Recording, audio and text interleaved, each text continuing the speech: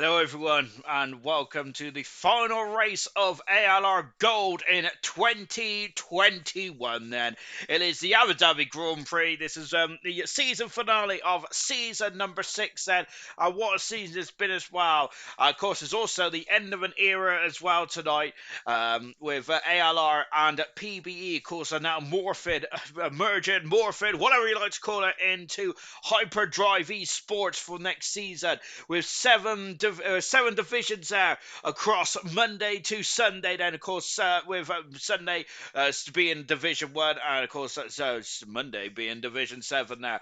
And we have 24 Grand Prix to going across from Bahrain all the way through to Abu Dhabi next season as well. Then 21 turns around this 3.4 mile circuit. Then here tonight. Then, of course, that lap record is set by Lewis Hamilton back in at 2019, which I'm sure is not the case anymore. That record for ALR, it is a Diego who got the fastest the lap record around here of a 1:35 back in season 4. Then, so I wonder if can that be broken there tonight. The all-time lap record is set by Chaza, I think, if I'm not very much mistaken. And last season's pole position time of a 1:32.371. Then for Chaza, remember he really burst onto the scene, didn't he, towards the back end of last season that Chaza did. And this season he has been very much the forefront, the battling front running drivers then. Of course, so yes, so Hyperdrive Esports then will be taking the place of ALR and PBE next season. Then, of course, congratulations to Lynx, who is the latest champion in the Champions League. On Saturday night, so of course, but of course it is not the end. I have said it's the end of the year, but of course ALR and PBE will still remain on, but we'll just be under a different name and all that kind of stuff. Then, so all your accolades, well, from my point of view, all your accolades then it will remain the same then, unless your league's on a different day, of course. Then, which I think that the Friday, Saturday, Sunday stats will remain the same. Then I hope so because I've put a lot of effort into those stats. Especially Mondays ones anyway. But Sundays ones anyway. Good grief there. Of course, talking stats said is actually the most successful driver in ALR history's 100th Grand Prix tonight as well of Emerson Hilton then. And Emerson Hilton then is starting his 100th Grand Prix with a career total of I can't even say this number, it's so high, 1,557 championship points. He made his debut back in Azerbaijan of Season 2, of course, teaming up with the legendary Gunnar, wasn't he? Of course, Gunnar taught him everything he knows. Then 33 Grand Prix wins for Emerson, 22 pole positions, 58 podiums, 16 fastest laps, 6 driver of the days, and only 9 DNFs in 99 races, and that is ridiculously high, isn't it? Very good 17th there for Emerson. Double world champion, of course, winning both championships, which are hosted on the F1 2020 game, so season 4 and season 5 of ALR. And stats. Championships, all that kind of stuff. And he is the legend of the sport, isn't he? Here in ALR / Hyperdrive. So really good stuff indeed there for Emerson as well. Also, I'd like to point out we're 4 subscribers away then from having my big old Galaxy bar. I'm going to have it anyway on Christmas Day. It doesn't matter, but of course I'm going to either eat it happily or crying into my Galaxy bar. So it's all up to you if you want to like, share, and subscribe and all that kind of jazz. Then. Well, I'll be very much appreciated as well, so I may do a backflip. Drivers in the Constructors standings, this is how it's to play then. Gurman is the world champion, and he is the 4th ever champion of ALR Gold, and fantastic stuff there for Gurman. He's been very much, he's matched and elevated himself this season. That's really good stuff indeed there for Gurman. I think he's the 4th highest in the winning ranks, or was it 3rd? I can't remember now. Emerson second in the championships. Right, he's never finished lower than second in his 5 seasons now. Pretty impressive. Chaz in 3rd position there. He's 5 points away, 6 points away then from confirming himself as the 3rd place in the Drivers' Championship. Good stuff indeed there for Chaz there. Danger Times in 4th position. He needs a win tonight at the very least there to overthrow Chaz's advantage here. Tango in 5th position, great season for Tango. Murphy in 6th position, but he's not here tonight, unfortunately. Murphy and Lucas Percy could potentially go move up to 6th, and he's had a great second half of the season. And Pillars, who have joined through qualifying by the sides of things, he's 8th for the championship. Cartboy last season ran over his 9th. Troy, the silver champion, who has really been impressive in the final stage of the second half of the season. He's been absolutely magical. That's what we was expecting from Troy. He had a pretty difficult start of the season, didn't he? From round 3 all the way through to round 9, 10 or 11, where he really struggled, didn't he? But he's really back on form. And I'm looking forward to see what Troy can do in the division that he's racing in next season. Milan in 11th position there. He's 2 points away from Troy. Sloth in 12th position. I've been disappointed by Sloth. I don't want to be I don't like to be overcritical of Sloth, but I was very looking forward to see what this man could do in ALR Gold then, but he was supposed to be well in the top 10. Unfortunately, he's 12th at the moment now. That's not a sort of opportunity getting into top 10, but it might be a bit, but he needs a lot of things to go his way tonight. Liam, in 13th position, and I think that Liam's had flashpoints, hasn't he, there, but overall, 13th in the end. And Nigel returned, the first ever champion of ALR. Of course, it was HR race in the beginning when he first joined us there. But Nigel in 14th position, the championship in the end. Now, 15th position is Jonathan, joined for 34 points with Gamer as well in 15th. Cowie in 17th position there with Mr. Elite in 18th. Donovan, Dan and William have been Emerson's off the circuit. Oh goodness me! And Emerson there has really thrown a camel into the pitch. He's gone off and in the wall. Then he's the double world champion. And Mr. Elite, his former teammate, and he's taken the new circuit there. Mr. Elite is, but we haven't got the new circuit on this game then, unfortunately. But Emerson is out of the qualifying session already, and that is not good at all, is it? Oh dear, oh dear. And that is a big blow indeed there for Emerson. So he's going to be starting from the back of the field then. So he must not have lit up his tyres there for Emerson, the double world champion. He is out of qualifying. Going back to the championship. Cowie on 24 points, Mr. Lee on 23 points. Maybe a straight shootout then for the promotion relegation. Yeah, then potentially may not mean too much next season. However, of course, the grids are still being looked at, and it will be judging on your rank as well. So really, you cannot get off the throttle at all, because that could be the difference between racing in Division 1 or Division 2 or Division 3 for next season. Sloth goes fastest there in the Alpha Tari. Good stuff indeed there for Sloth. Then what about the Haas car? Milan has abandoned his time and come back into the garage. Dynamo Dan and William now both been relegated, so they will not be taking part in Division 1 for next season, unfortunately, for both those drivers there. And William there has got William is going to be very unhappy, but he is the first driver, I think, in all of the ALR leagues to race to be a full-time driver and to race in over 50% of his races and not score a point or not finish in the top 10 at all. Tango, who I think's had a fantastic season for Tango, is then over the grid actually go. Tango does, and he is fast there by 7/10 of a second now, underlying his pace on this game here tonight. We do have a championship on the line now, don't we? And that is the Constructors Championship. 12 points separates the McLaren and the Ferrari team. McLaren are leading at the moment now, and with one Ferrari in the wall already, then it's really leaning towards McLaren at the moment now. McLaren 12 points in front of Ferrari, then Alfa Romeo are third, and I think that they are almost going to be guaranteed to be third unless Mercedes gets a 1-2 here tonight. Haas are 6 points away from the Mercedes, and Williams are 6 points away from the Haas in 4th, 5th and 6th. The Constructors are looking very nip and tuck there. 7th and 8th position still got 7 to fight for as well. Alpha Tauri and the Red Bull team, both Honda powered cars,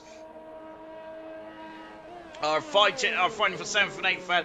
Aston Martin are in 9th position there or thereabouts, and Alpine are in 10th position in the Constructors Championship. We've got Mercedes off in the unfortunately off there in the start finish race. He's had a problem there. Bromar has said, I think that he made his debut last week, didn't he? Bromar did, and he is in the wall there coming out of the final turn. Then his Carboy has gone third fastest, but just over a second behind his teammate. But Carboy is on the medium compound tires, and it's a day to night race. That's what it is tonight, as Mr. Elite there comes out of turn 18, or is it 19? I think it might be 19 actually. I'll get there in the end. Mr. Elite now into the final turn as well on those soft compound tires. There's a wheel on track there. Mr. Elite goes fast, and Mr. Elite, who is fighting with Cowie, who is going to be racing Division 1 from next season. Well, we're going to find out between those two drivers then. And I think we might have a bit of a lull I think we do, because Troy's out on circuit as well. Jonathan Cox also out on circuit, and so is Milan as well. Jonathan saying, evening, Sean. Good evening, Jonathan. I hope you're well. We've got Tango and Navira. Let's make it a good race then. Lloyd's first ever ALR race in Abu Dhabi, and the last race in ALR in Abu Dhabi in a Red Bull there, 100% there. Percy is already missing Liam, and Liam, of course, not here tonight, unfortunately. Gunnar saying, good luck, go then. Emerson, 100 races in this league. Thank you for everything. Nigel saying, thank you for giving me the chance to race with you and be champion the first season. We'll never forget it, ALR and the crew. Big thanks for everything. First, you're the first champ. Nigel, indeed he is. Thanks for accepting me into ALR community. Great job. Utmost respect there. Sloth evening. My protege dominated ALR. Gunnar saying that. Indeed he did then. We see her saying, greatest league at ALR. Best I've ever been lucky enough to be a part of. Now on to another chapter. It will only get better. Evening to all, and to you, and to me as well. For the service much there. Agreed, mushroom there. And good luck tonight, troops, as well, from Craig R. Of course, it's it is a name change as such, but a lot of it will remain the same. I think. And of course, we have had a close-up relationship with PBE for about 2 seasons now. Really, and I think it was only the natural progression, really, to have very much have a.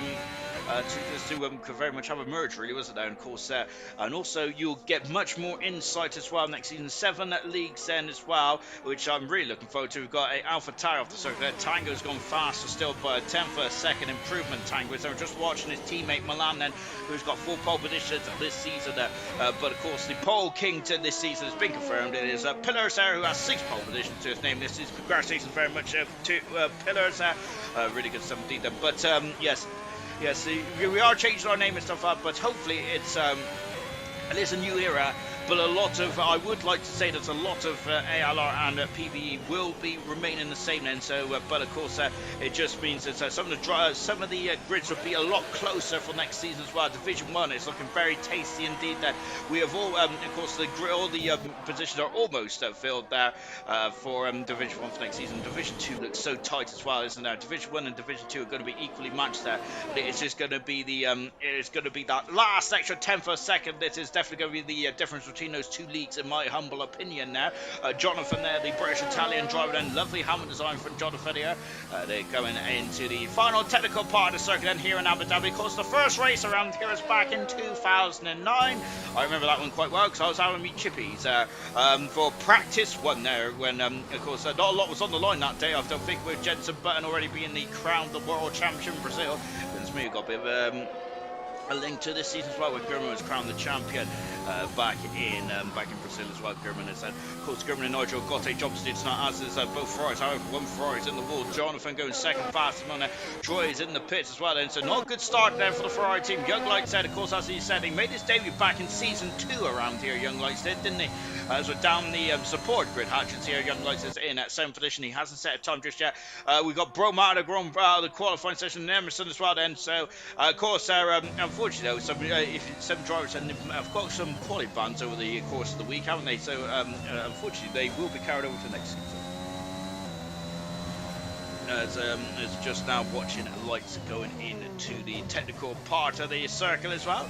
Of course, a bit of a party feeling tonight. So, of course, it's Christmas as well as the end of the season here. Hopefully, we won't have any controversy with the safety car like they did in the real world of Formula 1 around here.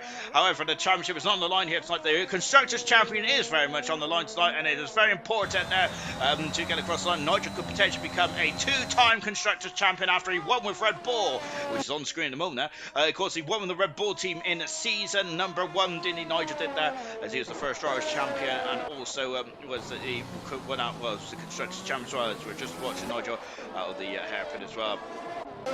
How he's starting this up then. I think we got another blue car just behind him as well. Yellow flag, as we got a couple of things going on down the back end of the circuit there, but we're going to leave him to it for that. Knowlesy starting this up as well. Knowlesy, a 3-time Grand Prix winner in ALR as well. Of course, I think that whilst this is an end season, it's a great opportunity to just say thank you all very much for joining me, really. I'm surprised that you all haven't really had enough of me, really. More often than not, I think I've only missed 2-3 broadcasts this season, as I was, I think I was up in Liverpool for a while ago. Wasn't I can't remember what I was doing in the other two broadcasts. Gamer's in the wall, and my goodness me, and Gamer is gone head on into that barrier now. Luckily though, Gamer has gone straight in there, which means that he didn't damage the front wheels or anything like that, so he's coming back into the garage then with 6.5 minutes to go. That's a bit of a wake-up call, I think, now for Gamer finished for the championship last season. Of course, Nigel was runner-up in silver for last season. We're on board with Nigel now in the Papaya McLaren out of the final turn. And of course, Nigel down the just down that little dip there as well. Nigel goes 4 fastest in the Papaya as well. He's got a big day today, Nigel has, as is the other McLaren of Gurman as well. But yes, I think that for 4 nights a week, I'm surprised you guys haven't switched off really then. But I'm also very happy to say that we are 4 away from the magical 400 subscribers as well. Next season for Hyperdrive Esports and for HDE then, which is going to be the abbreviation name for next season. Of course, we will be live on YouTube, of course, on Sunday nights then, but the rest of the week we'll be live on Twitch there. Of course, if you're already subscribed to Parabolical Esports, then you don't have to resubscribe to a new channel. We will be that is the channel where all the leagues will be streamed on, of course, but of course, the Division 1 will also be streamed on YouTube as well, as we like to do simulcasting and all that kinds of jazz. But there we go, whether it works or not, it's a different story. But of course, our main channel for next season is we're going on to Twitch as well, so you guys are going to have to teach me about these hyper trains and all that kind of stuff. I have no idea about any of those kind of jazz, and I don't know much about Twitch at all. Really, it's it's confused me. I'm just a simple man trying to live a simple life. Really, of course, mini rolls is something that keeps me very happy. Then, which I've got a bag of a packet of mini rolls in my top desk drawer for tomorrow, so I'm looking forward to cracking them open and hope for a quiet week down as we wind down to Christmas as well. Christmas is a very tough time of year, I think, for a lot of people, and yes, of course, even though we are transforming into HDE for next season, if you of course I think ALR and PBE, of course, you can chat to anyone, and if you ever feel a bit run down, a bit overwhelmed by Christmas and all that kind of jazz on New Year, of course, I think that we'll still be everyone is still the same, so you can always chat to us as well. Clark, he of course a 2-time Grand Prix winner in ALR, then, as he is now flicking onto the final part of the lap as well. Kaz saying, and good luck drivers, enjoy the drive and great season on comms. Kaz saying, thank you very much. Camera even short, hello racers, and hello at Serious Russian American, saying meeting so many good people, making friends for life, going from spinning every corner to be able to win races it's been an honour to drive as well. Getting emotional watching the stream. Becca saying, and Young Like saying 1,000 seconds separates me and Tango at the moment. Well, that still is the case, but Clark has gone faster still. Good stuff indeed there for Clarky. Nosey in 4th position. I missed it whilst I was yapping away about all kinds of nonsense. Here is Milan, lovely shot. No, Milan stopped. That's an Aston Martin off the circuit, and that's an Aston Martin off the circuit there, but Milan has had some issues there. Now, Aston Martin was stopped off the circuit there, wasn't it? I'm not sure if that was Jonathan or what. I think it was Jonathan there, who was in the same facility there. So something's gone majorly wrong there for Milan, and we've got 3 minutes to go in this qualifying session now. So Milan is under the cosh now to really get that sorted there. Sloth is on another lap here. Gerben there down the back straight. Chaza is also at the end of that back straight. Of course, there is not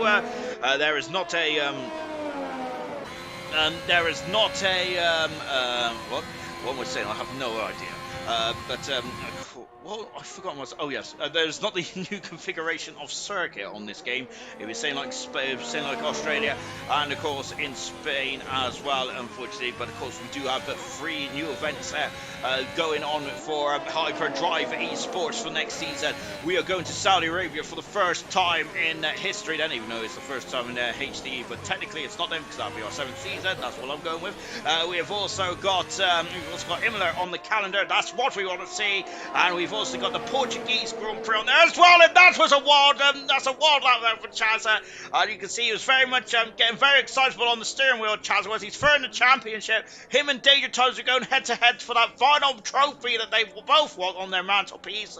I'm sure of it. Chaz then just trying to get out of the way, and here comes Gurman, the world champion, the fourth ever champion of ALR, out of the final turn, the final champion of ALR era goes 10 fast when Gurman does that, so slightly beyond the 8 ball. This is where he got the silver championship, which was quite a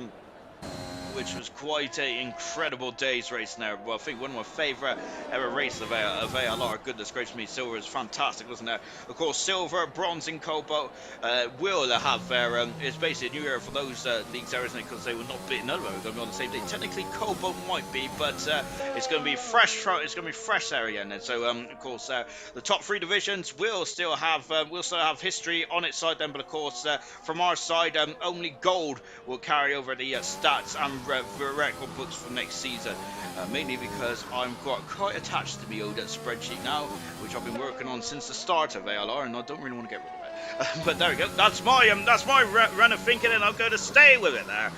We got Serious Russian saying, "Hey up, camera, welcome, bud, welcome. Wish we were teammates." Sean and camera is saying, "Oh goodness me, you don't want me as a teammate. I'm quite a moaning so-and-so. I really am indeed, then, and especially if things don't go my way, and I blame everyone else but myself, because that is what I'm like. Then I just moan." Yeah, Gamer coming across the line third in the Silver Championship. Then he is 12th on track at the moment. 30 seconds to go in this qualifying session. Goodness me, this one's flown by as it was. I've been waffling away. Chazza is in major peril here to be knocked out in qualifying 1 here. Emerson's out of qualifying. Bromar's out of qualifying as well. Pillars is out of qualifying. Grief, my word there. That is a lot of talent out already. There's Chazza's now coming down the front turn. Let's see what is going to transpire here tonight.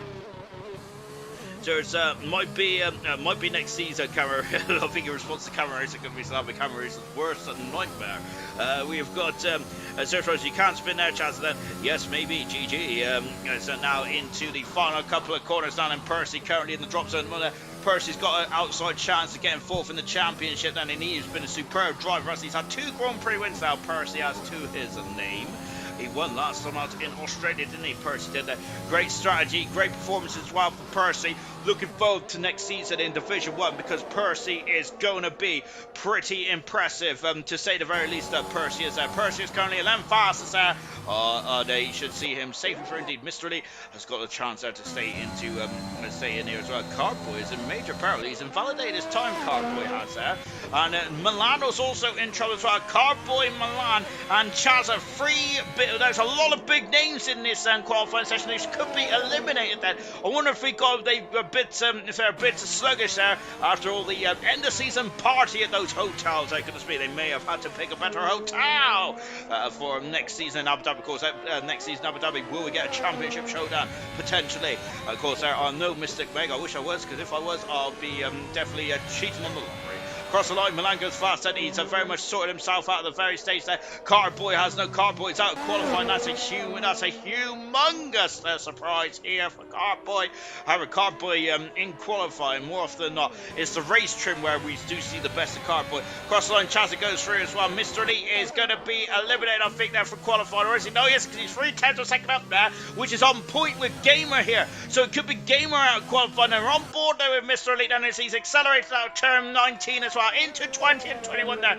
Big day for Mr. Elite then, and for Cowie as well, who is going to be relegated, who's going to be staying in the Division 1 from next season. Across the line they come now, and Mr. Elite has stayed through, has remained in qualifying, but out of qualifying is Gamer, who was third in the championship in silver last season, and he is out. Goodness me. Hang on. Ooh, that's right. That cramp there in the worst place possible there. I can't really say where, but let's just say it was, something I used to sit down. Right, out of qualifying then is Chaz. Chaz's not qualified. Goodness me, he's not going to be too happy if I be saying those statements. Chaz is fasting qualifying, one there, 2/10 second in front of Milan. Then out of qualifying then is Emerson, who crashed quite heavily. Broma out of qualifying, along with Cardboy and Gamer out of qualifying, and Pillars there will be joining in just in time for the race there. He is rushing back from work, and we hope to see him. We hope to see him in race stream in a bit then.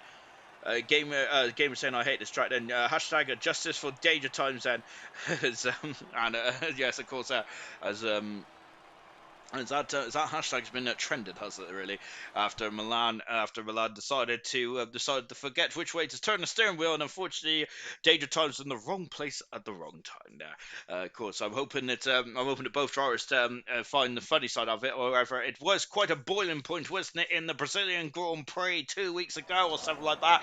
But let's just but hopefully they've both moved on and happy with that. Then, because at the end of the day, this is meant to be a bit of fun, isn't it? There. Certainly is indeed. I've just knocked my stream off. That's not good, is it? Hang on. Let me get my old contraption up. There we go. Lovely. By the way, I've watched. I'm a bit behind on the old Marvel films at the moment, but I finally watched Black Widow, and I gotta say that's a cracking film. It's one of my favourites actually. Milan, who is of course got a qualifying ban. It's actually a cracking film. I really enjoyed Black Widow. My next one I think is Shang-Chi, is it the 10 Rings or something like that? I'm not too sure, but is he accelerates out there? Serious question, or he forfeit which way, or forfeits which way to turn? Then serious question, I think in comment there to the shenanigans that went on the Brazilian Grand Prix a few weeks ago. On board there, we just watching Light said as well in the Red Bull car. He is also confirmed to be a part full time for Division 1 next season. Looking forward to see what Young Lights can do. Young Lights has got quite a good CV, hasn't he? I think the back end of the season for Young Lights there is just really building himself up there for a full-time seat again next season. Looking forward to that one and seeing what Young Lights can do then. The serious question is not happy with his over laptop there as well. Have you tried turning off and back all that mushroom? It really works for me. I've made a career out of that. Really have indeed then.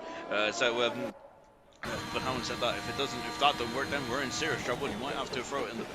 On board then with Tango as well, of course, also just to confirm as well last week that after the Australian Grand Prix for COBALT, the AlphaTauri are also the Joint Constructors World Champions as well. So congratulations to the AlphaTauri team then. I failed to mention that because I was so taken aback then by the incredible race there, where Hammer Time is the second ever champion of COBALT. AlphaTauri are the second ever champions of the Constructors in COBALT as well, and the AlphaTauri are the second ever Joint Constructors champions after Williams from last season there, which I think I was part of the Williams Joint Constructors bit as well. So self high five to me, get Tango across the line. Let's start up then. Not the furthest run from the pole position down to turn one there. Lewis Hamilton had two mighty starts from second on the grid, hasn't he? In 2014 and last week in the Tango, goodness me, I think those overall, the Haas overalls are white then, which is not good for Tango because he might have to cover up his rear there, as because goodness me, that was looking quite sketchy there in turn 2 and 3 as well. That's where I'm expecting a lot of the incidents, and there's always one corner on every track there that really catches you out, doesn't it? And I think on this circuit it's definitely turn 3. Like in Australia a week ago, is turn 12, wasn't it? I haven't said that. We was also turn 5 and 1 then, down the back straight. And curiously, on this back straight, they lose the lane, doesn't it? So you have to really float into no man's land there, which is unusual for the drivers, isn't it? As they normally are one side, the other part of the circuit. I think Tango, of course, after that almost a swap, almost horrific incident there, has just backed off and just on board with Gurman as well. That's one of the two overtaking opportunities, I think, then. As Critical Boy said, how come Milan's retired? And I think that he has got a qualifying too bad. I hope so, anyway. I'm sure I've read somebody's got a qualifying too bad. We got Serious Rush saying that we could have won the Joint Constructors. Everyone's at fault but mine there, Serious Rush saying. I definitely concur with that one there, especially far if he needs to pull his finger out, didn't he? Of course, this is a golden opportunity, actually, whilst the first runs of Q2 are going on here. I don't expect many serious runs to be happening just yet because the drivers seem to take their foot off the gas pedal. Of course, Farf, the admin of Gold, then he's been supreme this season. That's the Farf has really good stuff indeed. Absolutely, he's been, as that time goes fast, he's been the Gold admin now for a number of seasons. That's there because he was the Bronze admin originally, and then he went up to Gold then. And of course, remember he gave up his seat in Gold, didn't he? So he can be a full-time Gold admin, and he has been absolutely stellar, hasn't he? Farf has. I think he's been brilliant admin indeed. Then of course, I think he's got respect for all the drivers. He certainly has respect for me, which No, I certainly have respect for him. I don't think he has respect for me. Goodness me, far from it. Oh no, it lights us off the precarious turn number. Oh goodness me, lights off the second round. There's a lot of big names that's having some issues there. And we've had Emerson off there. And we have also had lights off as well. And Percy's gone second fastest in the Mercedes car. He's gone purple in the final section as well. That's pretty mighty there. Troy, the only Ferrari left in this qualifying session. Lovely helmets on from Troy as well. I think that the Helmet of the Year award, though, goes to Kaz for me, because his helmet was very reminiscent of Eddie Irvine's helmet there in the Australian Grand Prix, and that is the scene where Eddie Irvine won his first ever Grand Prix in the Ferrari back in '99. He only won 4 Grand Prix in his career, didn't he, Irvine? It all came in the same year as well, when he was challenging Mick Agnew for the '99 World Championship, wasn't he? I like '99. It's an unsung year for me. Carried out down the second half of the 2 long straights around here, but yes, just going back to fourth base, been supreme admin there. Cowie's gone a bit wide there. He's been a supreme admin far in gold, then he's been supreme admin since getting into LR, so fantastic somebody there. He will be the head admin of Division 1 for next season as well there, so no changes there. The driver knows exactly where to stand then, and to be fair, I think that he probably should apply to be Michael Massey's replacement, because he probably would have done a better job in Abu Dhabi in Formula 1 than Michael Massey. Maybe that's a bit unfair, because Michael Massey did have Horner and Toto Wolff screaming at him down the radio, which is probably not the for grown men, that's probably a really not a good thing to do. Is that one thing I didn't agree with that as well, when Toto told Michael Massey not to bring out the safety car, because safety car, yes, it is a bit of course safety cars are very much brings the strategy into a bit of disrepute them, but safety car is about neutralising the race as well, of course, so you can't really not ask for a safety car if human lives is at risk. Then, albeit at that time, I don't think Giovinazzi's car was very much in the line of fire, was it? It might have been actually there on the new configuration of track around here, but yeah, I do not agree with that whatsoever. But yes, just gone off on the tangent there, but yes, far brilliant admin for gold then, and of course he'll be taking his skills into Division 1 for next season. Of course, ALR Gold is now going to be at Hyperdrive Division 1 for next season. The final turn there for Mr. Lee. He's doing a superb job tonight. Now, Mr. Lee wants to remain in Division 1 for next season. He's doing a very good job at the moment in the Alpine car. However, Alpine, I think, have been one of the more disappointing teams, haven't they, really? Unfortunately, I don't really like to say that, but Alpine have been pretty disappointed, haven't they, in all 4 divisions there. Alpine have they've had a lot of disappointing results, haven't they, Alpine? I'm just going to leave it there. Coward deserves a mention for cutting out his penalty collecting this season as well. I definitely concur with that. Then, serious Russian say that indeed Cowie has them, but however, unfortunately for Cowie, he's scored a lot less this season as well, hasn't he? Cowie has, and he's in the wrong part of the table, isn't he? Cowie is as a good Galloway is telling me to leave Alpine alone. Talking of which, then, of course, I'm being a bit of a negative Nancy there, and I should be a bit of a positive Pete. And yes, indeed, Alpine are the only team, apart from the Alpha Tower, to get a 1-2 in ALR this season. So yes, indeed, so well done indeed, that's the Alpine team. So yeah, I had no positive. I hope Richard Galloway is happy with that. Then serious rushing, no, Sloth got across the line third fast as well. Then anyone who begins with S, I automatically assume it's serious mushroom, isn't it, really? I might have a serious problem. Charles down into turn at 15 and 16 then. And of course, this is qualifying 2. Then we've got 7 minutes to go in qualifying 2. We've got 3 more broadcasts after this one before we end 2021. Hopefully on high as well. We have got the Constructors for Chaz invalidated his time now, so he's back into the garage. Nigel's also had problems as well, so we're just going to watch Danger Times down the back straight. Ugh, oh gosh, I forgot to breathe. Oh gosh, excuse me. Oh, God me. Oh, gosh.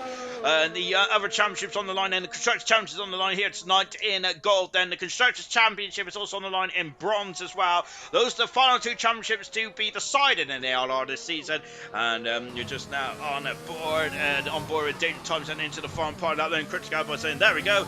At least I killed the Renault engine rain from last season. Indeed, then of course there's a lot of yes, I think the Renault was absolutely dominating last season, wasn't it? I think that was it the Renault that was the joint constructors last season, not the Williams. I think I'm talking absolute porkies, then I probably am now. I think it's the Renault that was the joint constructors last season, not the Williams team. Goodness me. Out the farm turn then for Danger Times in the Williams there. Really, he's been a very good driver, hasn't he? Danger Times has once again he's gone quickest, and Danger Times then would love to get a pole position, and he had a pole position for the first time in his career last week. Can I get 2 on the bounce now then? Well, Danger Times currently passing qualifying 2 trim here. Knowlesy down the back straight as well, and Knowlesy's been a bit of a super sub, but next season Knowlesy will be back in the driving seat. Will be back in the driving seat on a full-time basis, which is what we want to see, really, isn't it? I think that his best place is definitely in the car, isn't it, there for Knowlesy? Just watching Cowie, of course. Well, I say that the best helmet design for this year is definitely hands down Kaza in the Australian Grand Prix for his Eddie Irvine helmet there, which probably wasn't even an Eddie Irvine tribute helmet, but it's just the first thing that came to mind then. Cowie's helmet here is absolutely beautiful indeed. I'm not sure if that's an intentional French flag at all. Then across the line there goes Cowie, he's 5th fast. He's looking good. Both Alpine cars are looking good tonight. As Clarkey goes into 5th fast, and of course Clarkey, another super sub driver along with Young Lights, looking forward to seeing what he can achieve next season.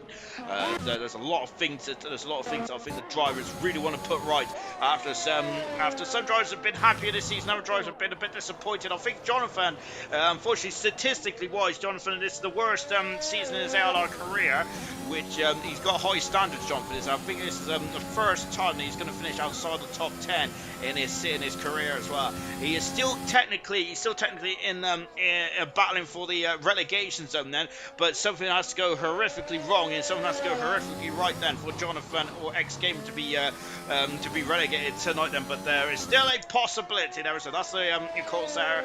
I think though that I'll be surprised if any of the 2 Aston Martin drivers get relegated from Division 1 for next season. Under the hotel as well. Of course, these corners have been modified, haven't they? Of course, on the new track now in Abu Dhabi, they're more opened up than they're not very much Mickey Mouse. Yes, they're a bit more flowing as well. But now into 21 indeed then, and out of the far turn now, just in when the Mercedes with Percy going third fast on the medium tyres. Well, that's a statement now. Same with Jonathan as well. Also on the medium compound tyres. Remember, if you get into qualifying 2, you must start on a tyre which is set your fastest time on. I know that is pretty impressive indeed. Chaz then, who's just battling his car there at turn 6 now, I think it was. Troy then out of the far turn and the silver champion. Of course, he's got the most wins in a single season in silver, and that record is going to stand the test of time. Troy across the line, he is 5th fast in the Ferrari. Good stuff indeed. He's on the medium tyres as well. Troy is Cowie, I think, is coming back into the garage, so going to watch Chazza with the lovely lime green helmet there. As he is now coming out of that very awkward chicane and the brakes at the middle part there.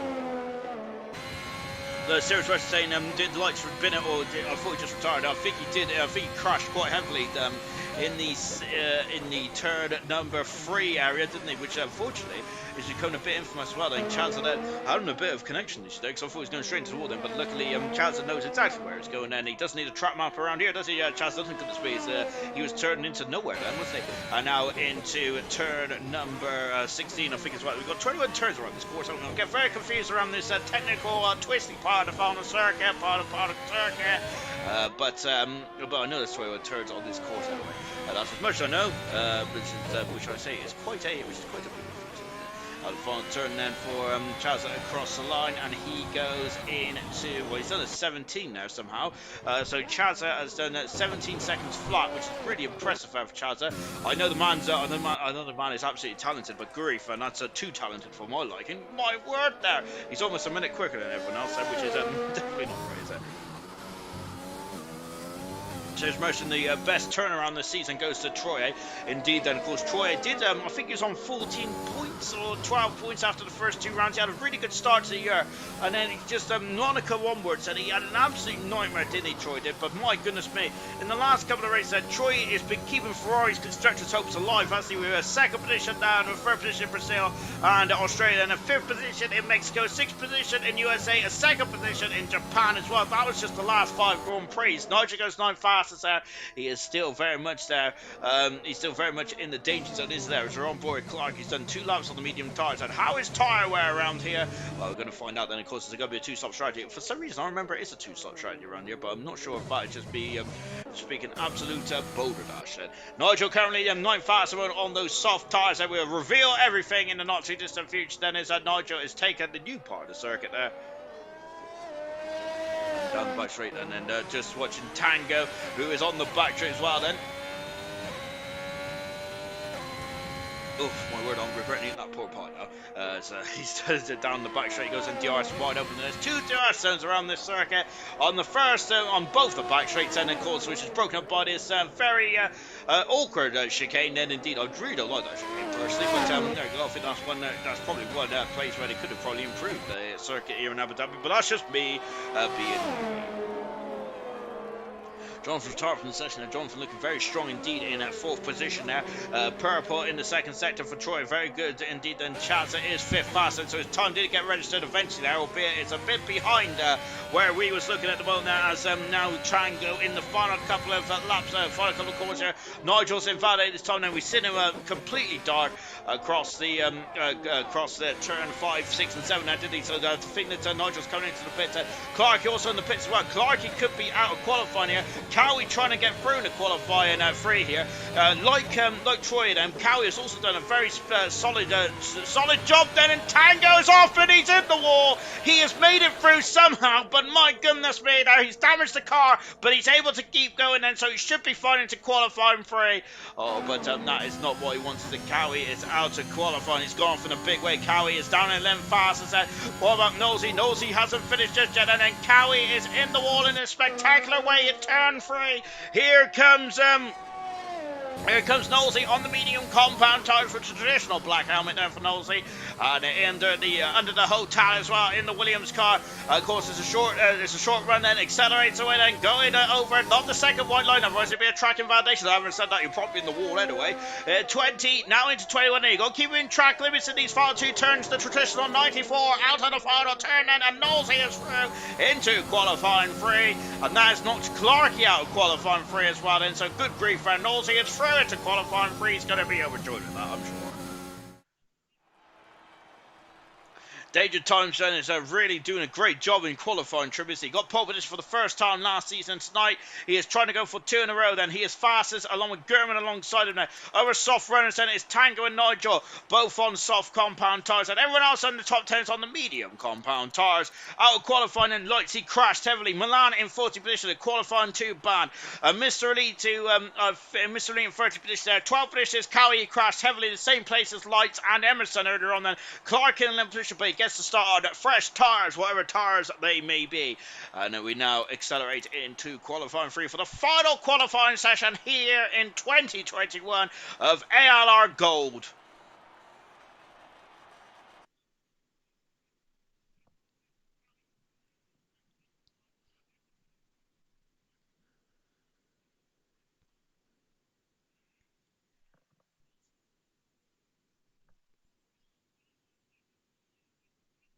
Right then, and this is the final qualifying session as well. And I'm not expecting any rain this week here in Abu Dhabi, but I keep bringing back that incredible Grand Prix of season 2 for Silver, wasn't it? The first ever full season for Silver, wasn't it? Because Silver did have a no, it wasn't. It was the second season of Silver. I'm talking absolute boulder dash.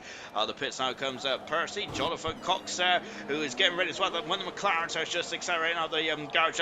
It's 2 against 1 at the moment in terms of the constructors battle. We got 2 McLarens in qualifying free, 1 Ferrari in qualifying free, and that is very much game on then, is it there? And it's advantage to the Scuderia team at the moment now, but what can the Papaya McLaren team do? Well, we're going to find out then, of course. The points are not awarded in qualifying, though. They are awarded in race trim.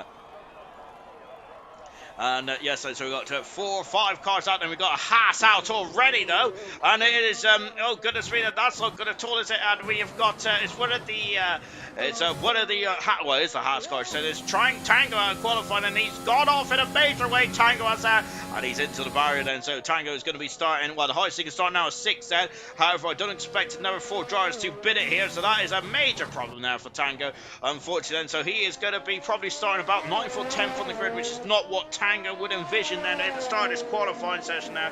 Oh dear then. Nosey looks like the 8-ball with that helmet on then, of course, from a pool.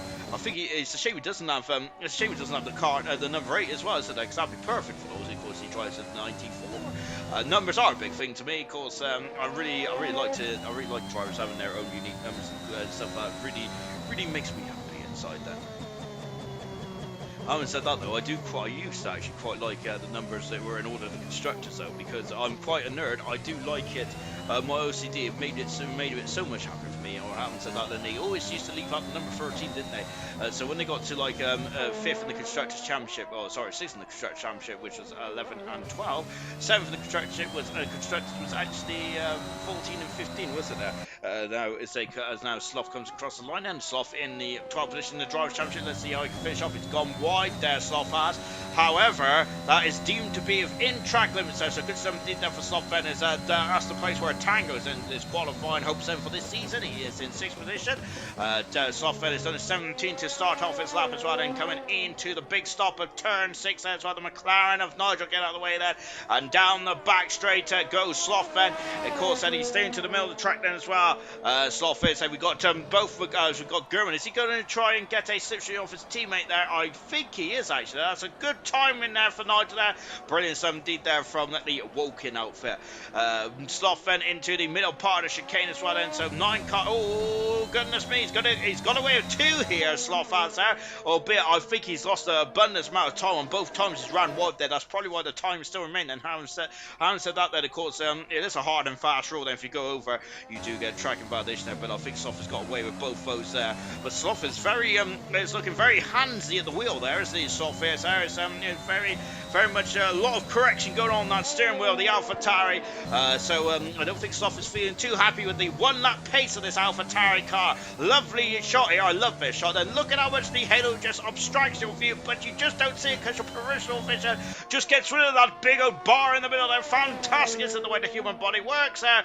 And Sloth going wide again then. But I think that might have been a scrappy lap there for Sloth then. I think there's definitely more in the locker for Sloth then. And Gurman out the far turn. He's fastest so far. Gurman is there. And in the McLaren, that's a good time indeed. And what about the McLaren of Percy? He is only 3rd fastest. Percy is as well. Maybe that was a good time there for Sloth. Maybe the track has actually evolved and I've just missed it completely. The British Italian driver with 14 pole positions to his name across the line now. He is 2nd fastest. Jonathan is there.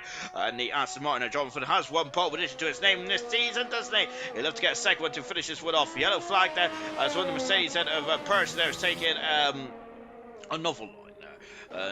Nosey starting his lap then, as is Danger Times well by the Ferrari of Troy, who is on an out lap at the moment. So we're going to stick with Chazza for the minute, as he's doing a hop, skip and a jump now to finish off the 2nd section. While the final section then, there's a lot of turns there in the final section there. You've got to keep the tires very much under control there. You don't want to have the thermal degradation there really building up then on those tires there, do you, because it's just going to cause a loss of grip then, and when it causes loss of grip then you're just going to be slower and the car's not going to be as direct as you want it to be. And Chaz, it looks like he's kept the tyres well within the limits there, because there's also well within the track limits as well. Yellow flag all over the show here in this session at the moment there. Out of the final turn then, and Chaz is 2nd fast, 10th of a second away from Gurman. Less than 10th of a second away from Gurman, and that is the front 2 rows then of the Abu Dhabi Grand Prix as it stands. Nigel may have something to say about that. What about Sloth as well? Sloth is invalidated his time, so he is, I think that his 1st time run and his 2nd time run may not be what he wanted to have done here. Then Sloth is just got out of the way to cut into the pits, and Nigel out of the far turn, and here he comes out, and this is full fast at the moment for Nigel. A 3/10 second away from Jonathan, but in front of Sloth at the moment. His government now just coming across the line. And there's Knowlton then into the final turn 21. Indeed, then for the Williams car out to the final turn. Then for Knowlton, he is full fast there, and he's on the 2nd row of the grid alongside the British Italian driver Jonathan Cox at the motor. Here comes Danger Times out of the final turn as well. Out of 21 then, and goodness me, then taking all the curve there, and he's 5th fastest Danger Times at the moment there. 10th for a second behind your super sub teammate tonight, Knowlton. And goodness me, that might have been a surprise or two there, because Danger Times looking so strong in qualifying too here. However, it is looking strong at the moment for Knowlton. He is 4th on the grid then for the Abu Dhabi Grand Prix. And Troy has had his lap time deleted here, or invalidated, so he is going to have to He's going to have to go around again then. So I mentioned that Sloth had some issues there. There's 1 lap pace there. He's just said that his setup is absolutely horrible at the moment. Really struggling there. As we've got Troy there just coming into the garage then for the Ferrari team. Ferrari on their back foot in this battle for the Constructors Championship. McLaren nor Ferrari have ever won the Constructors in ALR Gold before then. So we're going to have a new Constructors King yet. We're going into the new era of hyperdrive for next season. Into the pits. There comes Chazza, who is second on the grid at the moment, but it's German who is pole position, and he's gone for his 4th pole position of the season, which will equal Milan's record of 4 pole positions as well this season. Of course, Milan, I think, is actually second in the pole position stakes there with 14. And Nigel as well then, so a bit of a lull at the moment then as things are just settling down. Well, I've got an itchy foot, but I get rid of that, and I have indeed got rid of that then, and I am expecting to be a sweaty mess as I always said, but luckily I've got me very beautiful Liverpool shorts on tonight then. Of course, unfortunately it didn't go too well for us like that. So they got a draw against Tottenham, which I'm very disappointed in, really, but there we go. Into the pits there comes at Danger Times as well then. So no car is out on the circuit at the moment there. So, and of course these F1 drivers are a very peculiar bunch, aren't they? As you will probably want to get on circuits now, because later on in this session I have a feeling that they're going to be moaning at each other before getting in each other's way and things like that, and you'll probably wonder, why don't they go out now?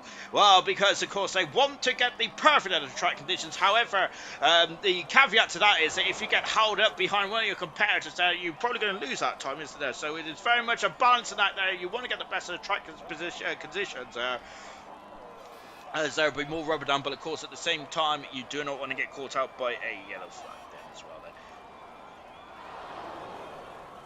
then. Serious Russians asked, what if I got rid of one more foot on an itch on my foot? It was it was a very itch indeed there. There used to be, wasn't it an old wives' tale, wasn't it there? If you got itchy feet, something comes short. I know itchy hands there, money's coming your way, but I'm not sure about itchy feet. There we go. And now they're out of the pits comes German, and he's come out very early on then. It's a longish circuit around here. I say a longish circuit. It's a very long circuit indeed there, John, saying I'm not jinxing anything there, John, for this and that. So keeping his words very soft and sweet, Jonathan, is there, because he doesn't want to be regretting that too later on, does he? German there, who is the first going for a second time run here. German is, of course, he is the world champion. German is this season, and whilst he's on track, this is a great opportunity now to really bow down to the champion, is that really, because it's been superb this season. 18 out of 19 starts and 8 Grand Prix wins this season. Pretty impressive there for German. 3 pole positions to his name, 11 podiums as well in 18 starts.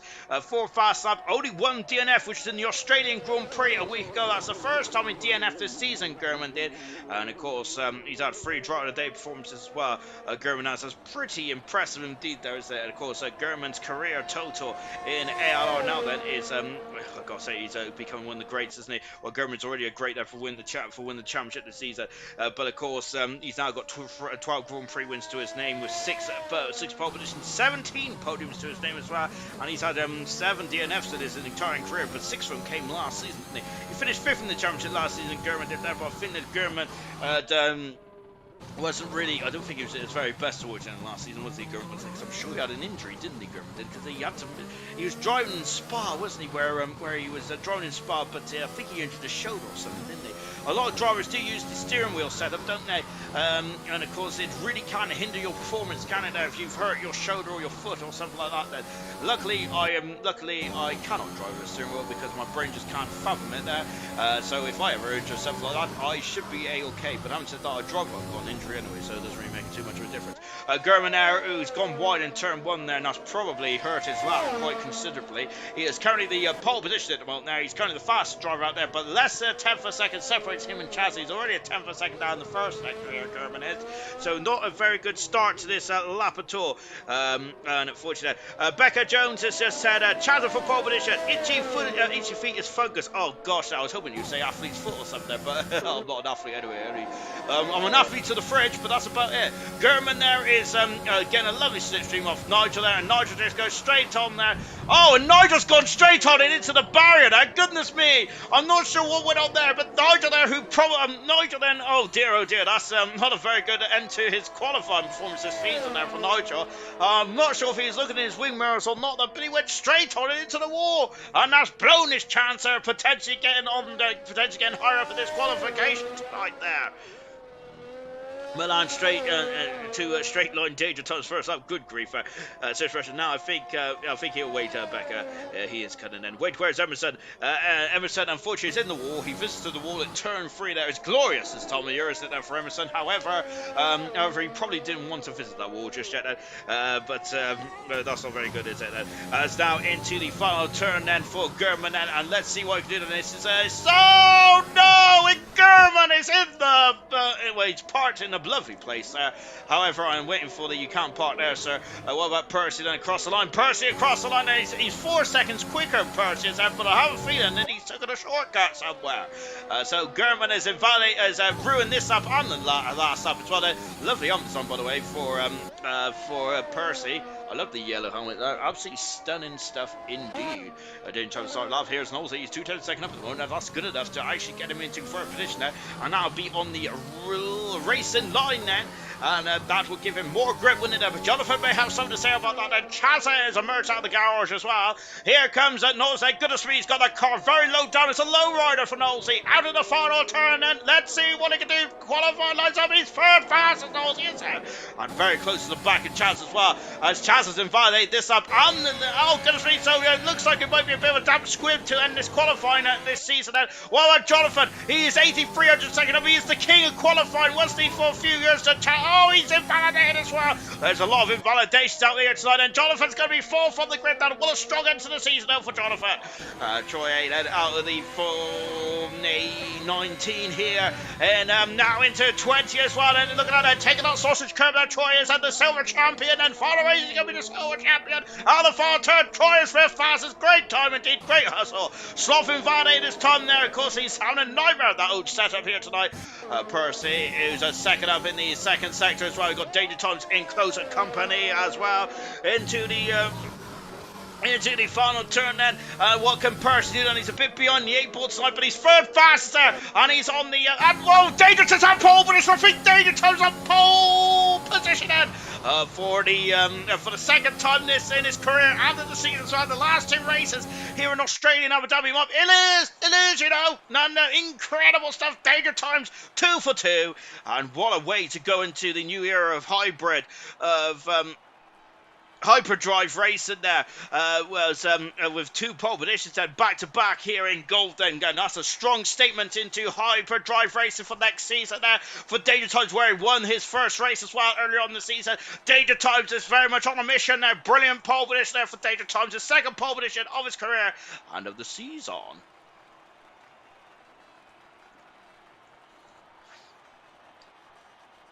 Alright, I gotta get my composure because I need to get myself sorted out. Good luck, bro. Good luck, Gordon, in your final race then. Put on a good show, Gordo was saying then. I'm sure they will indeed then. However, Sam said that, then we've got a problem with the old countdown timer at the moment now, which is never a good sign then. As Emerson is explaining to Becca how he ended up in the wall, as he lost his old rear there, unfortunately, for Emerson. You would have thought he would have bolted it down, but unfortunately he didn't. He took flight there, didn't it, going down the hill. It's a lovely scene here in Abu Dhabi, isn't it? Of course, it's the perfect, picturesque final showdown here in Abu Dhabi. Constructors Championship is on the line. The battle for third is on the line as well between Danger Times and Chazza. If it finishes the way they start now, Chazza would still be third, and of course the relegation between the 2 Alpine cars. And so I don't think there's going to be much love lost between the 2 Alpine drivers, and balance stay into Division 1 for next season. So this is going to be looking very interesting indeed. Looking forward to this one. Thank you all for joining me tonight on your Sunday. Thank you for giving up your Sunday as well to listen to this Ginger Fool talk absolutely gibberish then for the next hour or so. So very much appreciate it indeed then. Of course, if you would like to like and subscribe and all that kind of stuff, mainly subscribe, because I were for subscribers hours away from the magical 400 mark, which would be great because I am going to be getting the Galaxy Bar. So that is what I want. I want a Galaxy Bar. I will be getting a Galaxy Bar anyway. Jonathan saying I think it's glitched, and I think it is as well because someone unfortunately left and joined the session now. And I'm going to blame Chazza because he has just joined the session now. So I'm not pointing fingers. I actually am pointing fingers. It's Chazza's fault then. There we go. Goodness me. Of course, if you just joined us late, then welcome to the stream tonight. And what is on the line here in the final race of ALR? Well, the first thing on the line then is the battle for the Constructors Championship between Ferrari and McLaren. McLaren have got the advantage over Ferrari by 12 points, and both McLarens are into qualifying at 3. However, very strange instance with Nigel has put him 8th on the grid then with Troy in 7th. So one Ferrari's in front of one McLaren, but however, they need a 13-point swing then, don't they, for the Ferrari team to win the Constructors. In the driver's standings, then it's Chazza and Danger Times and battling for that final position in third then, and final trophy place as well. It's 20 points separates those two drivers. I thought I was going to sneeze. It's 20 points then between those two drivers, and Chazza, of course, said whatever happens, Danger Time needs to win then, basically, in the crux of things. Then as far as left the session, and look what's happened there. It's starting to work. Mr. Elite is in the relegation zone. Mr. Elite has not been in the relegation zone for most of the season. However, he is now in the relegation zone, the worst part of the season then, and he's 1 point behind his teammate Cowie. So LP drivers are fighting to stay in the league then for next season, of course. We'll see how this one goes. Milan's just left the session as well. I think we might be having a session restart here.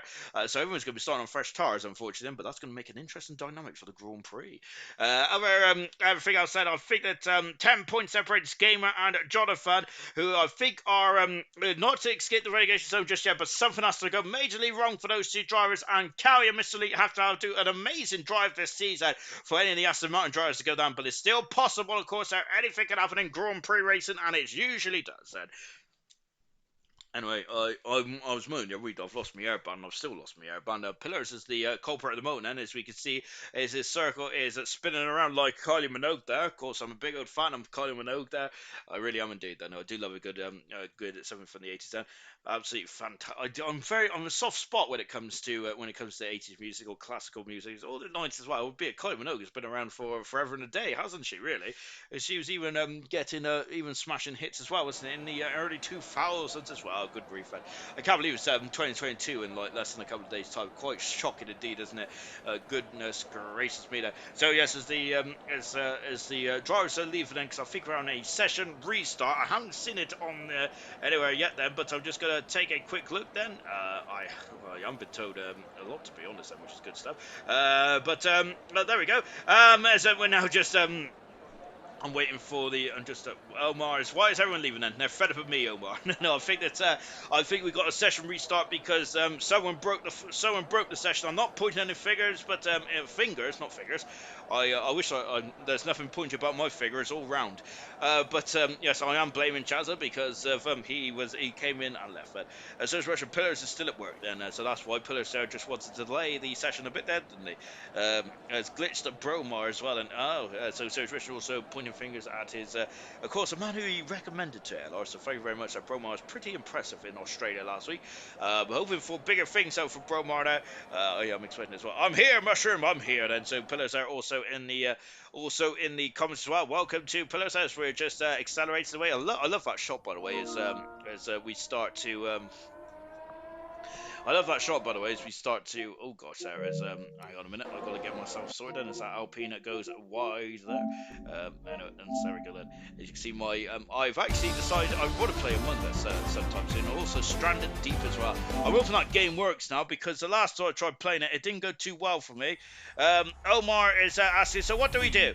We're just waiting for Farf to send out the invites, and then we'll be on it like a car bonnet. So don't worry about that, Omar. We're getting a race done because it's the final race of ALR Gold in this current era of ALR before we become Hyperdrive for next season, and it's very much going to be a very good one indeed. Then the only thing I don't like about this is that my audio would desync now, which really upsets me when I'm always going through the highlight videos there. So I'm just going to have a bit of a paddy later on. But never mind. That's just my problem though, isn't it? We're back in the session. We are just waiting to get going. We are not in China, but of course China is coming back back to the season for next season, as far as I'm aware. That's going to be looking. So that's looking good. We've got a 24 Grand Prix calendar for next season. In the first in the new era of hyperdrive.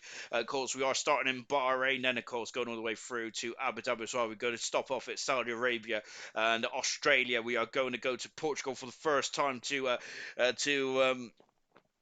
the San Marino Grand Prix, which is not the San Marino Grand Prix, but I'm going to keep calling it that because I'm a fool.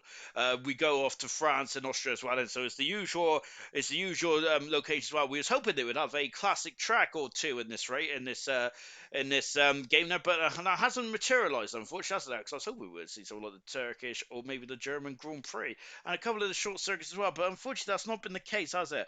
Which is a bit annoying there, but.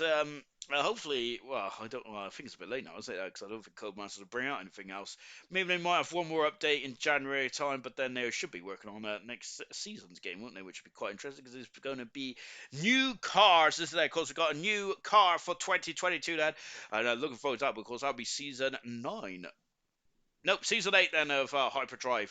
So yes, looking forward to that one. That one's going to be that's going to be quality, isn't there? And it's really going to shake up the grid there. However, this season's grid has been very much been shooken up, hasn't it? With Gurman just absolutely flying in that McLaren this again because he had brief spells in season 5, didn't he? Last season, but this season he's really elevated himself. Really good stuff indeed. Yes, it is serious Russian wishing Omar good luck. Yes, indeed, good luck, Bromar. Of course, I hope you have a good race today, and I hope everyone else has a good race. Well, I hope you have a good race, and to finish off your season, there's still a lot on the line then for the McLaren and the Ferrari team, and for Chaza and Danger Time as well, and of course both the Alpines and the Aston Martin drivers there are also very much in the thick of a battle as well. So there's a couple of drivers that really need to make sure they take this as seriously as possible there. We'll find out that Haas can still make the new cars look ugly. That Sergio was saying. I think that I wonder if they're going to be black and gold for 2022. But it seems like we haven't heard too much from Williams' story as of late, have we? Because there's a lot of rumours going around the beginning this season about Williams' story partnering up with the Haas team again, which has been quite interesting, wouldn't it? Say at least. I got to say I do quite like.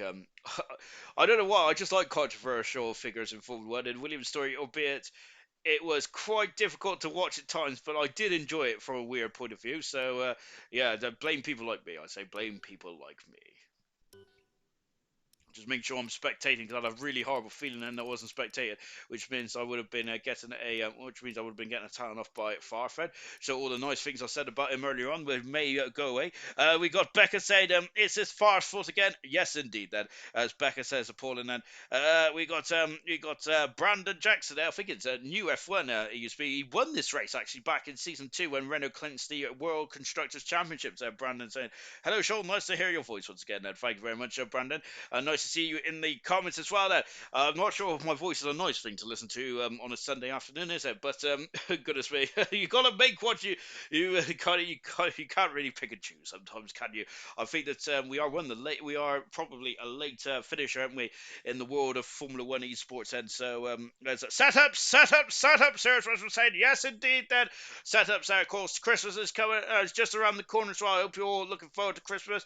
I'm very much looking forward to Christmas. Can't wait to see what Santa brings me. Probably a lump of coal, to be honest, there. As I would like to say I've been a good boy this year, but I don't think I've always been a good boy, especially as I've had a lot of whinging. As I don't think Santa likes a whinging young ginger, does he? Yeah, of course, I hope you all have a good Christmas as well. I'm probably going to do. Of course, we do have 3 more streams to go, but I still like to. Because I still like to wish everyone a happy Christmas anyway, of course. Yes, indeed, I'm sure it's gonna be a cracking Christmas, whatever happens, albeit. Probably stay away from the news as well, because it might be, it's not sounding too good out there, is it? Unfortunately. I crashed before I even started my lap in quali anyway, haha, as Bromar is saying, and Young Lights said that he almost forgot his set as well, but luckily he has got, luckily it's all fine and dandy, good stuff indeed there. So yes, that was very, very close indeed there. Thank you very much to Bailey W as well for starting to follow follow us on Instagram. Great stuff indeed. But of course, we are changing our name to Hyperdrive for next season and for season number 7 of the World Championship. Then, of course, we're still going to be the same time still. It's going to be 7:30 UK time as well. Then for all the leagues from Sunday to from Monday to Sunday. And of course, Division 7 will be Monday. Division 1 will be Sunday as well. Then all the other divisions will be in between as well. And of course, look out for some more announcements that will be coming over the Christmas period as well. Looking very much forward to a new era of PB and ALR becoming one then as well, as I'm starting to hear that Spice Girl song in my head when 2 became 1. But let's carry on from that, shall we?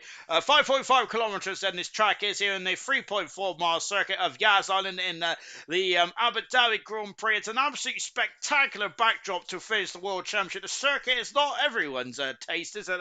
But I think it's still a cracking end to the season nonetheless as well. This is round 20 out of 20 here in ALR Gold. Of course, so... Of course, well, and thank you very much to all the drivers that have participated this season. Then, and I think that's hang on, let's see how many drivers we've had participate this season. As I let me get out my old calculator, we have had. We've had 46 drivers that have participated in gold this season. That does seem quite high, goodness me. But yes, 46 drivers that have participated in gold this season. However, a big thanks to Emerson, who's made every single Grand Prix with 20 starts this season. A big thanks to Tango as well, that has made 20 races as well. Great stuff indeed. Then also to Chaz, who's made 20 starts. Great stuff for those drivers. Of course, there are some super sub drivers which don't have, which have raced every single race since they got the full-time drive. I think Sloth is one of them. So congratulations to those drivers as well. However, I can't easily tell on this spreadsheet because all I'm concerned about is me start column because I'm too lazy to look across. But yeah, so congratulations to all those drivers as well that has taken part in every single race in gold this season.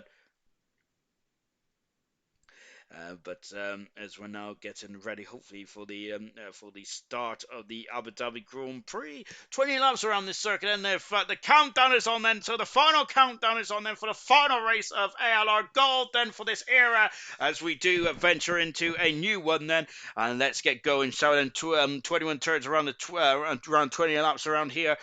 We have got so far we've got German on 8 Grand Prix wins, and so this season in terms of full-time drivers, we've had 1, 2, 3, 4, 5, 6 drivers that have won this season in gold from full-time drivers. Then we've had Pease, who's made 7 wins, and Blaze, who also won the Monaco Grand Prix. So 8 Grand Prix winners this season in a 19-round schedule. That is pretty impressive to say the least, isn't it? A very competitive end then to the gold of ALR. Last season may not have been competitive then, but Emerson did break a lot of records, which I don't think are going to be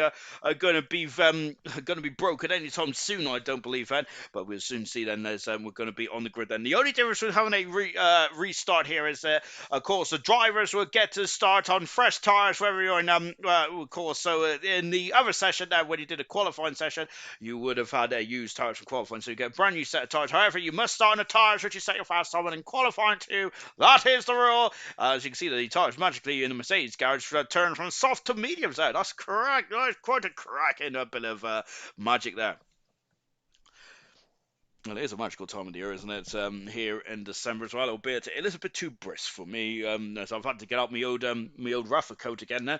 Well, I would say that, but I think I'm just getting a bit, I'm getting a bit too weak in my old age, anyway, really, as, because I used to be able to go out in shorts and stuff in the snow.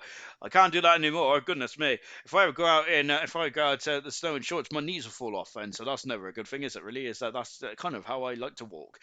Just waiting for the drivers then, as Chaz is left for session. We've got a couple of gremlins going on here then, but of course, perhaps Farf just wants to hear me say some more lovely things about him. However, Farf maybe pushed his luck here, as I've run out of lovely things to say about him, but hopefully we'll get there soon. And so as we're saying, Emerson was in a beast mode last season. He really was indeed, wasn't he, Emerson? I don't think anyone could hold a candle to Emerson last season. There was only one race where he didn't finish on the podium, and that was in the Monaco Grand Prix, but that was where Cartboy kind of got his elbows about it. Rascas, I think it was, wasn't it? Where of course, Jules Bianchi overtook in fine style, didn't he, in that Monaco Grand Prix in 2014 to get Marussia or Manor, wasn't it? Back then, Manor's, I think it was Marussia, wasn't it? Back in 2014, Marussia's only points finish, wasn't it? Back in 2014, now for Jules Bianchi, he would have been the star of Formula One. I'll have no doubt about that. He'd probably be in the Ferrari right now, really, wouldn't he? But such a shame that we lost Bianchi so soon, and he was such a promising young driver as well for Jules Bianchi. Quite that Japanese Grand Prix is still quite apparent in my mind. Unfortunately, there is one race that I'd like to forget, really, in Formula One. Right, as we got 28 laps then around the Abu Dhabi Grand Prix, 28 laps then. We got soft tyres for Danger Times, for German, for Nigel, and for Tango. So those are the drivers that we knew was on the soft tyres. And medium, and then we got soft tyres for Mr. Elite, Bromar and Emerson also. We did know about those tyres, but they're now on the soft tyres outside the top 10. Everyone else on the medium tyres. Let's go for the grid for one more time here in ALR Gold then. Going through the grid from side to back. Danger Times had pole position 2 times in a row then as he prepares for the final race in his Williams career for the time being anyway, where of course it does depend on where he's going to be drawn in which car next season, but Danger Times 2 pole positions in a row. 2 pole positions in a row for Danger Times, and of course he's battling for 3rd position in the championship as well, but this is quite an impressive feat for Danger Times. Is there really 2 on the trot now for Danger Times, looking good stuff indeed there. German alongside him on row 1 and the champion now, fitting him. Danger Times will definitely be at the forefront for next season, I have no doubt about that, along with some of the PVE drivers coming from Saturday to Sunday night as well. Chaz in 3rd position, he's the highest on the medium tyres, and however he's left the session, hopefully he can get back in soon, otherwise that is really that's not good at all for Chaz. That he was battling for 3rd position in the Drivers' Championship. Percy in 4th position on the medium tyres, while Knowles in a very high 5th position there, with Jonathan in 6th there. Jonathan looking back on his A game tonight. I'm loving to see that. Troy in 7th position there. Nigel, of course, clinched the championship here in the season 1 of ALR, didn't he there, of course, back on the 2019 game there. 9th position is Sloth, and 10th position is Tango in the Haas car, but he crashed quite heavily, didn't he, at turn 3, that pesky turn 3. And now then, Clark in 11th position on medium tyres. 12th position is Mr. Lee with Cowie in 30th position there. Cowie's gone medium, Mr. Lee has gone soft. Both those drivers are trying to get out of the relegation zone, but unfortunately we're going to definitely see one more relegated driver tonight. Then we've lost William from Division 1 for next season. We have also lost Dynamo Dan, unfortunately. He's had a superb season, Dynamo Dan has. Milan in 40th position, qualifying 2 ban. Let's see what I can do for 40 on the grid there. Lights had a humongous crash there, and he's in 15th there. Gamer in 16th position now. 17th position is Cartboy, last season's runner-up. Can he finish with a flourish? 18th position is Bromar. Great debut last time out in Australia. 19th position is Emerson there, the double world champion. Pillars and the most pole positions this season with 6 there. Is 20th on the grid then. 20 cars then for the final dance of season 6 of ALR. When the red lights go out, the race will start, and there they are then for one more time in ALR. It's a drive-through penalty though for Tango, but it's go, and Tango is absolutely flying away there, and he is up into 5th position there. Tango is there, as we got Chaz who's lagging all over the place at the moment, and that's going to cause some shenanigans there, but Tango's drive-through penalty has been kept going next. I think he knew, I know Chaz has dropped down the order, he's left the session. This is heartbreak for Chaz. It's Tango, oh gosh, then Nigel's the wrong way, Troy is facing the wrong way, so that's a major problem in the Constructors Championship with the McLaren team. He's down in the back of the field there. Danger Times leads. German in 2nd position. 3rd is Lucas Percy. Tango in 4th position. Has a drive through penalty though. Jonathan in 5th, 6th position as well. We got Clarkey, and we got a lot of slipstream going on then. Is this the first lap here as we're going down into the big stop at turn number 7 as well? Or is it 8 then perhaps? I don't know where I am on the circuit. Milan is at 5 positions there. Lights at 5 positions as well. Oh, Clarkey clipping the inside wall, then German is dropping down the order. German and Percy are now fighting for 2nd second position there. This is a crucial part of Grand Prix, though, isn't it? For German, they wants to repel the attack as much as possible, doesn't it? There. Otherwise, then with the Constructors Championship on the line, then, but Ferrari needs a 13-point swing. Then Chaz is back in the session. Then can he get himself back into this one? Cowie is off the circuit, and goodness me, and that was Pillars there, who is I think doing a bit of drifting.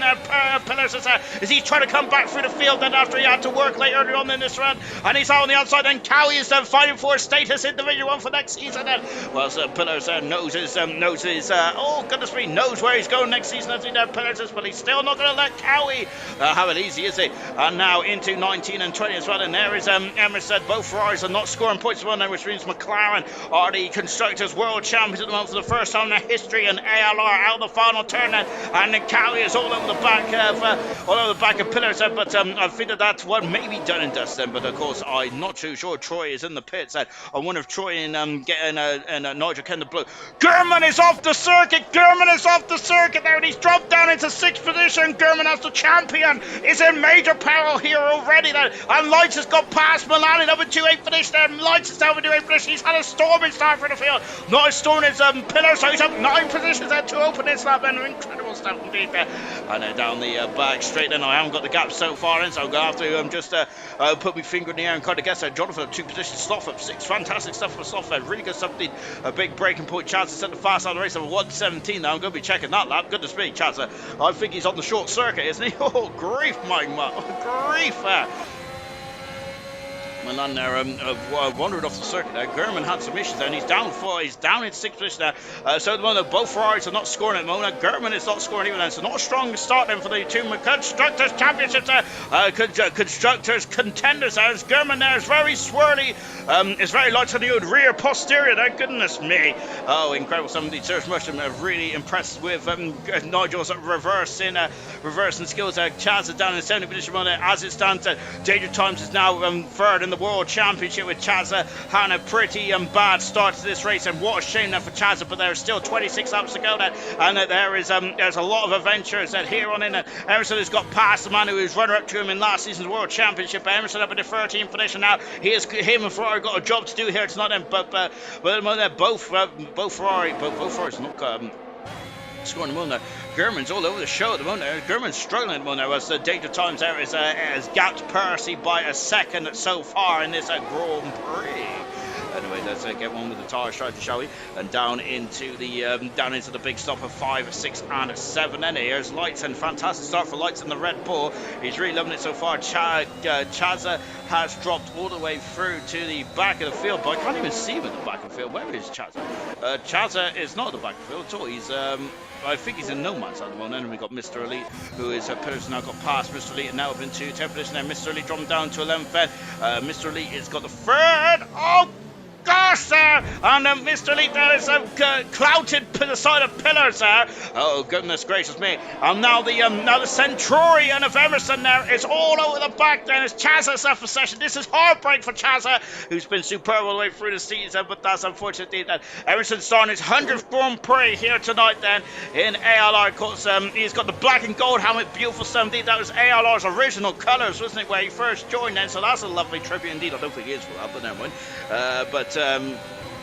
Emerson there starting his 100th Grand Prix here tonight in ALR. He is the second most experienced driver in ALR history then with 100 Grand Prix starts there for Car 46, the double world champion, which is Emerson Hilton. Brilliant somebody that's Alpine car. Mr. Lee, both these two were super teammates in season 4, weren't they?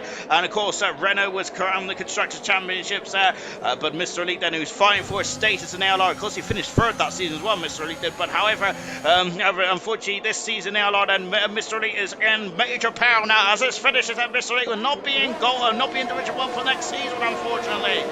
Down the big stop there. The gap at the front is 2.1 seconds between Danger Times and Danger Times Percy and Sloth as well, so Sloth is drawn back slightly. Hats off to Chazza though, who's 33 seconds away from anyone at the moment. But having said that, I think that his transponder is completely way off now, as the Gamer has left the session there, and Gamer, who's in a superb run of form then, is now down in 50th position there. And look at ourselves, we're going on the inside at the moment there, as there is Sloth, and now we've got a bit of a cog line form behind Jonathan as well. The DRS has been enabled at the end of the last lap, and now this is where it's going to get very fruitful for these drivers. So Jonathan there is leading this training cars. We might have a DRS train now, and Gurman's mistake earlier on this may cost him a potential Grand Prix win or a podium here then, because he's very much in the thick of things out on the soft tires. He's going to have to come in earlier than the drivers behind him then.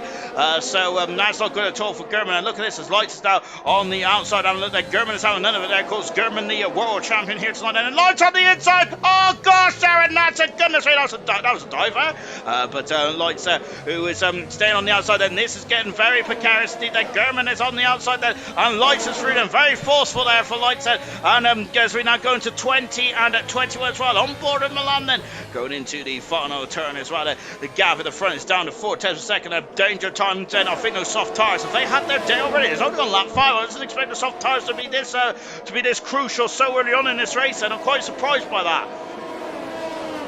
On board then with Milan once again, Bromar's in the pits, so Bromar's had some issues, I think, unless those soft tyres are completely spent then, which I'm quite surprised by, but that is exactly what we're seeing here at the moment now. The soft runners are really starting to drop down. The likes of Gurman, Danger Times has lost his advantage quite heavily in the recently there, and now down the back straight, and now we've got Gurman then, who's going to have to really fend off Milan then, and here he goes, and Gurman there has just got no pace at this stage. It seems that Milan is already through before he even got to the DRS zone there, and that just shows the major problem then for Gurman at the moment. Is Gurman going to have a look down? No, not quite. And his Lights out is just in front of us as well. Clarkey also zooming up to the back as well.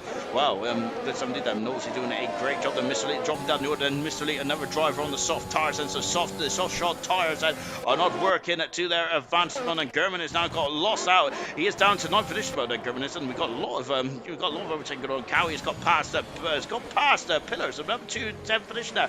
Pillars down to 11th. One of I think the Pillars has not got a setup on, has he? Potentially there, but Cowie has been. I shouldn't be taking anything away from Cowie, and goodness me, I'm not taking it away from Cowie, because he's doing a superlative job tonight, isn't he? Cowie is really good stuff indeed there, and he's really showing his might, isn't he, in that Alpine car, and keeping his status in Division 1 alive at the moment. Cart Boy is off the circuit.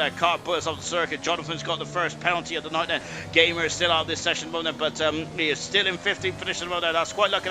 Gurman is limping in then. I'm wondering if he had damage there, because him and Lights got very cozy, didn't they? Just under the hotel section of turn 18 and 19, and he's in the pits, and no damage on the front wing, but it was just tyres related there. Stoffer's got a 3-second penalty. Back in the front then, Danger Times then, he is going for third position in the World Championship, and as it stands at the moment, he is going to overtake Chaza, who is not one lap down then. I think he is around, I'm sure he's around the Tango battle in 15th and 16th there, but his transponder is completely on the blink there, isn't it? And look at, here comes Percy then, he is very much on the gearbox of the Williams car. Is he going to have a look there? Not quite then, he was not close enough, Percy isn't it? But he will be close enough in the second DRS zone as well. Pillars is back past Cowie then, and moved up into 9th position there, but Cowie's not going to have any of them. We're back on board now with the Williams car, and now here comes Percy then, and he is through, takes the lead of the Abu Dhabi Grand Prix, and now Percy going for 2 Grand Prix wins in a row there. Danger Times one is got his first ever pole position there. We got a limpet. Oh, it's Nigel off the circuit there at the very precarious turn number 3 here. Gamer is still not back in the session. He's lost out on Everson and our second ever Centurion in an ALR division then, who's now on 100 starts here tonight. Emerson is I didn't mention in qualifying, which is a shame on me, but he did retire early, so that's my excuse, and I'm sticking with it. But Emerson in his 100th Grand Prix to start then is now up in the 10th position as well, and we're on board now with Knowlesy, who is the second Williams driver then. Of course his teammate is in second position there, whilst Knowlesy's in 5th. It's a great day for the Williams team at the moment, isn't it? They're looking very strong tonight in this Grand Prix, as we now start to go from dusk to night here in Abu Dhabi. Then is now Percy is starting to really stretch the radar. He did a great job in Australia last week then, but it's a very complicated Grand Prix. Was the last week? This time now Percy is looking very strong indeed then, isn't he? Down into the down to the chicane of turn 5 and 6 then. Jonathan probably may need to start to think about getting by. Those two got penalties at the moment. No one else in the race has got penalties just yet, have they? As Gamer can't get in there, it's not working now. Gamer isn't there, so that is a shame now for Gamer on his final race here in ALR Gold. At the moment, there's some banging wheels between Lights and Milan, and Milan is on the inside there, and Lights on the outside. Lights is going to stick it in there. Goodness me, and then my goodness me, and Gamer's back in the session. Thank goodness for that, and that's what I wanted. As Gamer said, now he's in there. Great stuff. And Lights in Milan there are still going for it. We have also got Jonathan out of look as well, down into the big breaking point of a left, and I think it is yellow flag in free as we got a mysterious yellow flag for some reason. I wonder if there's a bit of debris on the circuit perhaps then. I'm not too sure about that then, but yes, the yellow flag has been cleared then. As Percy has got the 7/10 of a second gap, and Miss Elite has got a 3-second penalty. Young Lights has got a penalty as well. On board Young Lights is mounted in the 7th position in the Red Bull car. He is very much Himalayan again, very cozy where they are there. Back at the front then, it's over on lap 8 of the Grand Prix as Danger Times is trying. This is a painful moment at the moment for Danger Times, and he's got to just ride through this, ride through the tyre issues, doesn't he? For Danger Times across the grid hatches as well. And Jonathan is currently 4th in the one there. Knowlesy in 5th, and Milan in 6th position there. Really good stuff indeed. We've now got a bit of a conga line because look, there's the second Red Bull of Clarkey. We've got a 3-second gap between Clarkey and Pillars, and 9th and 10th. Danger Times is off the circuit. We had to drive through the tyres. Tire issues, he hasn't, he's in the wall. Danger Times out of the Grand Prix, and Chazza has been confirmed at 3rd in the World Championship then. Oh goodness gracious me. Oh dear, and that's not going to talk Danger Times out of the Grand Prix. I don't think it's going to be a safety car or anything like that then, as German is just trying to use that gap too, trying to use that gap that he's found to his advantage. No safety car in this one then, but it's such a shame that Gamer's left the session again, and that's not good to Gamer then. So he's got some major issues at the moment. Gamer has out there, Troy down in 8th position, Nigel in 19th, and Chazza is in 13th position by the looks of things there, but he is oh gosh, Chazza, goodness me, what is going on there? Oh my goodness me. Let's just leave it there, shall we? Back with Nosy, who is very much looking at the rear diffuser of the Aston Martin car. I'm wondering then if Nosy is going to be able to paint a beautiful picture of that Aston Martin rear by the end of this one. Well, at the moment, no, he is in 4th position. He is I know Nosy is a very good artist, but he would rather be in front of the Aston Martin car, and he needs to get past that because the gap is now starting to open up there because Percy's got almost a 3-second gap there, which means he's getting to the window where he can react to the undercut quite more comfortably than and that is not what these drivers wanted then, so you can see it's very difficult to overtake them, and Milan is coming through, and he's on the inside into 2, and then Knowles is having done with it there. Milan is being repelled then. Emerson's in the pits, so he is on the soft tyres coming into the pits. I wonder if he's seen what happened to Danger Times before that is he doesn't want to be involved in that, and I think the same with Mr. Elite as well, because Danger Times went off in quite a hefty impact, and Emerson was off of that part of the circuit earlier on as well. Back on board Milan. Oh, excuse me, I'm trying to get me throat cleared there.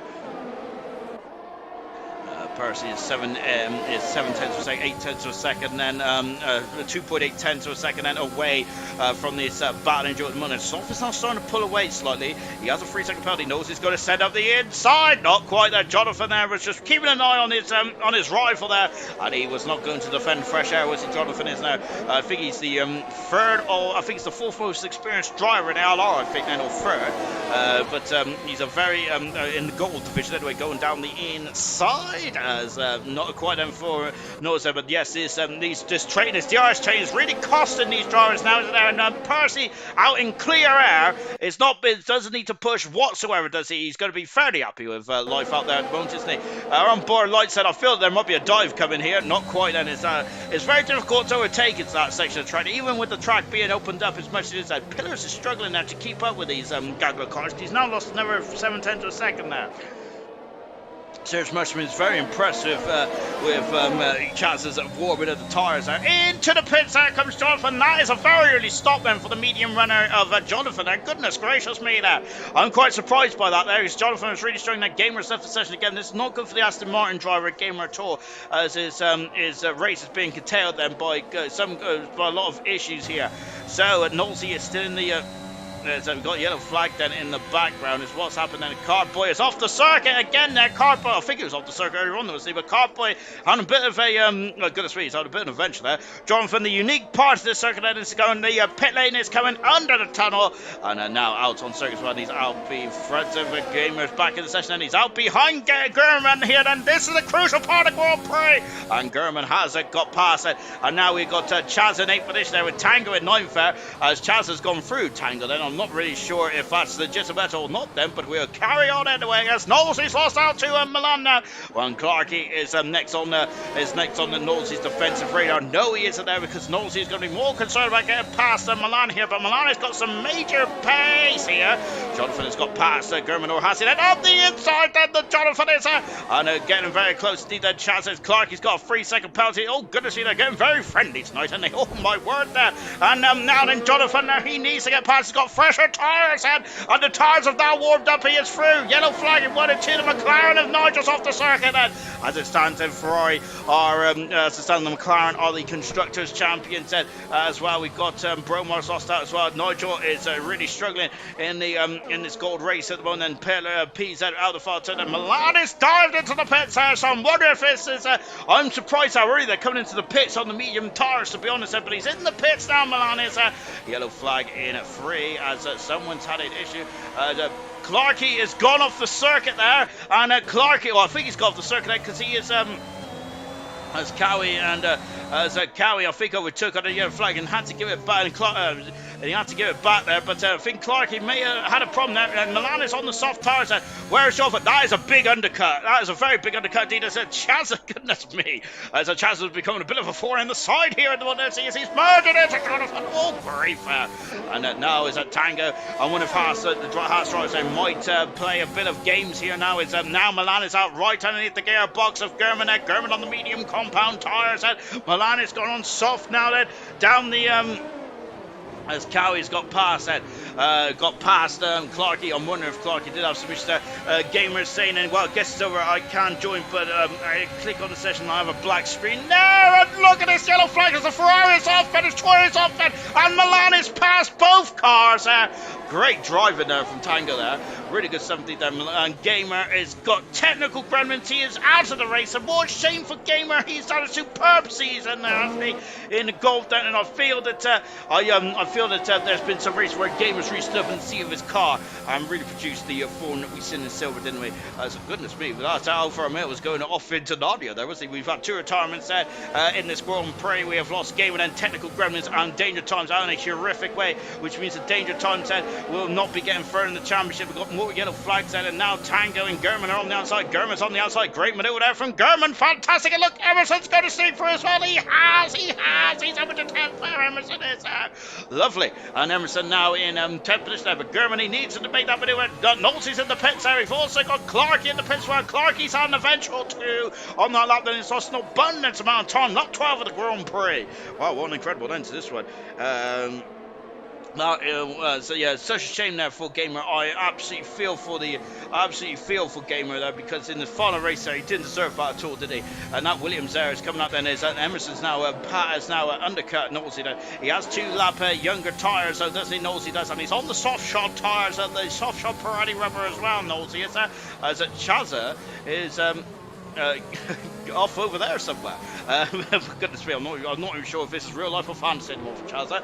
But Chaza, who seems to be in a different dimension there, doesn't he? Goodness me, if anyone's watched Stranger Things, that's what I'm kind of feeling with Chaza at the moment there. We got Milan now. He's got past Jonathan. Milan is on the softer tire. Jonathan's got medium here in this one. So Milan there is very much going for an aggressive second part here. But young like Sloth, Cowie, and Perseus staying out there. I wonder if they're going to try and do a one-stop around it. I'm really loving this at the moment. And Gamer's back in the session, so Gamer's trying to get back in. Hands off to Gamer, by the way. Jonathan's got a 3-second penalty. That's the second 3-second penalty tonight then. And this is crucial. On board then with Emerson then, who's in 7th position, and Emerson is, of course, Of course, Emerson has had to relinquish his crown in ALR for this season, hasn't he? But I'm sure he'll be back in a hyperdrive for next season to go for his go for 3 World Championships. Emerson is really, so that is what his aim is going to be for next season. But can German become a double world champion? What if we have a new champion? There's so much questions I need answering, but I have to wait till January when we're starting back up again in hyperdrive. And of course, remember as well, there will be a random. There will also be a driver draw as well, but keep an eye on that on social media platforms. I'm getting good at this old promotion stuff, fantastic. We're on board with Knowles at Modet, who is looking very good on these soft tyres as well. German is struggling with pace tonight, isn't he? He made a mistake earlier on this race, then, but German does not seem to be very quick at this moment in time. Then I say relatively, because German's been absolutely stonking all through the season, hasn't he? But tonight, they're compared to his rivals, and he's struggling at the moment. German is there. He's on the medium tyres. He does have a McLaren. The Constructors Championship is starting to swing at McLaren's way at the moment. Chaz has left the session now. It's a Chaz that final race along with Gamer that he's having some major issues there. Knowles has now got past and moved up into 7th position. He's now in front of German. Next car is Emerson on the track there, and Gamer set a 7.9 fastest lap. My good grief, that is the all-time lap record. We're not going to beat that one by any stretch of the imagination. My grief, that is absolutely incredible stuff indeed. Gamer's just said he's in as well. Boy, goodness me, Gamer's in. Then 7 seconds later, he set the fastest of the race. Nigel, who is in major problems here, he's struggling there. Is he down in turn 2 and 3? I do sympathise with Nigel, because that is I always crash there. But Nigel then, who is having major problems here tonight, is in the McLaren. Of course, he has got both him and Troy have a job to do, but however, both of those two drivers are having a bit of a nightmare one, aren't they? Into the pits comes Slough Light said, I'm wondering if this virtual safety car has really hurt Percy here, because I'm wondering if he was too far past the pit exit here, and I'm not sure because I wasn't paying attention there. But this is great. The day troubles up for session, unfortunately, he's out of the race earlier on there. And virtual safety car then, so we've got drivers that come in the pits, and Pillars have stayed out then. And now let's see what Pillars comes out then. So yeah, the virtual safety car may have hurt Percy here in this race, and we're going to find out. Oh my grief, this is that's very much put a cat amongst the pigeons, hasn't it? Look at the penalties then, starting to build up then. Virtual safety car still on, so all the drivers that are in the pits at the moment then are not losing any time at all then. This cheap pit stop then. Mr. Elite has gone to the hard tyres at the moment. Mr. Elite has not stayed in Division 1 then. It's a crucial time for Mr. Elite then. He's got the tyres right then. Apart from Troy, he's the only driver on the hard tyres, Mr. Lee. Is that so? Percy didn't come in the pits on that instance. Nor did Milan, nor did Jonathan Cox. However, Slough and Lights came in the pits. Pillars didn't, nor did Clarkey. Cowie, Knowlesy, Emerson did as well. Emerson on the hard tyres as well. Emerson is there. I think that so that's an interesting development there. We got German on the medium tyres, Tango on the mediums as well. Then Tango didn't come in the pits that time around either. So Mr. Lee and Carboy and Bromar also came in the pits as well. Lap 14 out of 28, and Percy is absolutely driving splendidly well. Then it's the first. We've got yellow flags all around the circle at the moment then.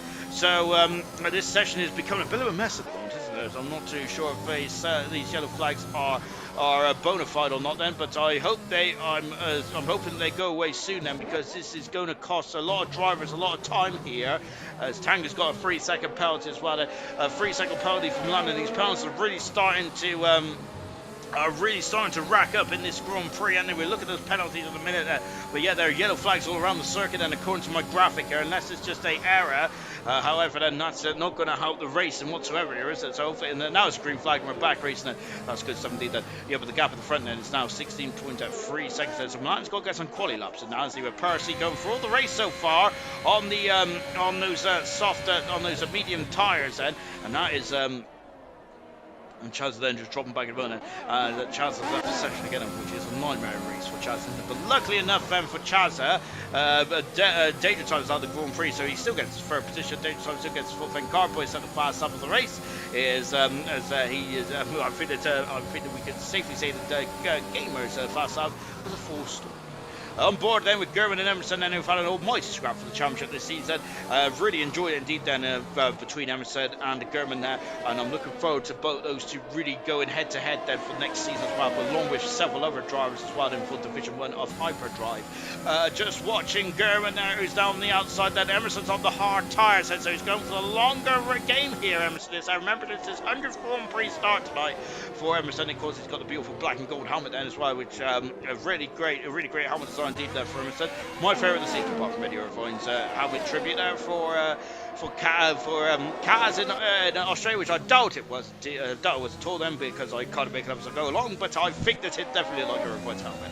Cartboy, who's recovering, and he's had a couple of trips, hasn't he? Cartboy has, and he is now past Mr. Lee in up into 40 minutes. And Mr. Lee, who's struggling with race pace at the moment there, and Milan is set the fast on the race, and he's got the gap is down, is in 14 seconds now between himself and Percy. Percy's doing a great job on those medium tires. He's doing a splendid job on those medium tires, in a matter of fact, that Percy is there, and he is going to be on a one-stopper from the medium to the soft tire, which is unheard of. Percy is dominating this race here tonight. Then yellow flag then, as we got a McLaren who's off the circuit, and Nigel who's he just struggled in that turn there. See, Nigel is there, and this is such a shame for Nigel. He's on a bit of a nightmare run, isn't he? And Sloth, who's having a superb race today, isn't he? Sloth is there, and he's alongside as well. Sloth is not in any podiums this season. That's his best result in ALR this season. I think it was 5th position, wasn't it?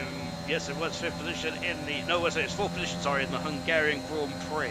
Sloth is now in the 3rd position. Now, can he get his first podium of his season and of his career in ALR tonight then? Jonathan dropping down to 5th position now. Young Lights is not too far away either. He's in the DR zone as well. Cowie's in a superb run of Formula 1 that Cowie is. He's got no pound zero, Cowie hasn't there. Of course, that is again echoing the sentiments from Serious Mushroom earlier on in the battle. Serious Mushroom saying that Cowie's lack of pounds this season has been pretty impressive, haven't they? And Cowie now up in the 7th position. Now, this is a great drive from Cowie tonight. Really impressive stuff indeed there for the Alpine driver. Absolutely mega stuff there from Cowie, showing what he can really do under the spotlight of Abu Dhabi as the day turns into dusk here tonight. Then, well, as dusk turns into night, perhaps is more of the it's more fitting there, more accurate. It's dropped down to 12th position now, struggling one then, as we stand one then. McLaren are the Constructors champions then, but not in the blaze of glory. Both the Constructors challengers, and look at the rubber being laid down at turn 16 now. Pretty incredible, isn't it? Not in the blaze of glory though for the Constructors champions, as both Constructors are having a bit of a nightmare race today. Nigel down in 18th position, Troy down in 17th. Emerson is in 12th position. However, this may come back for Emerson, and German on the medium tyres in 10th position as well. But yeah, a bit of a nightmare scenario then. Not a great scenario then for those two Constructors then. Percy still leads, and the gap is down to 12.5 seconds then, but he's got such a great lead at the moment then.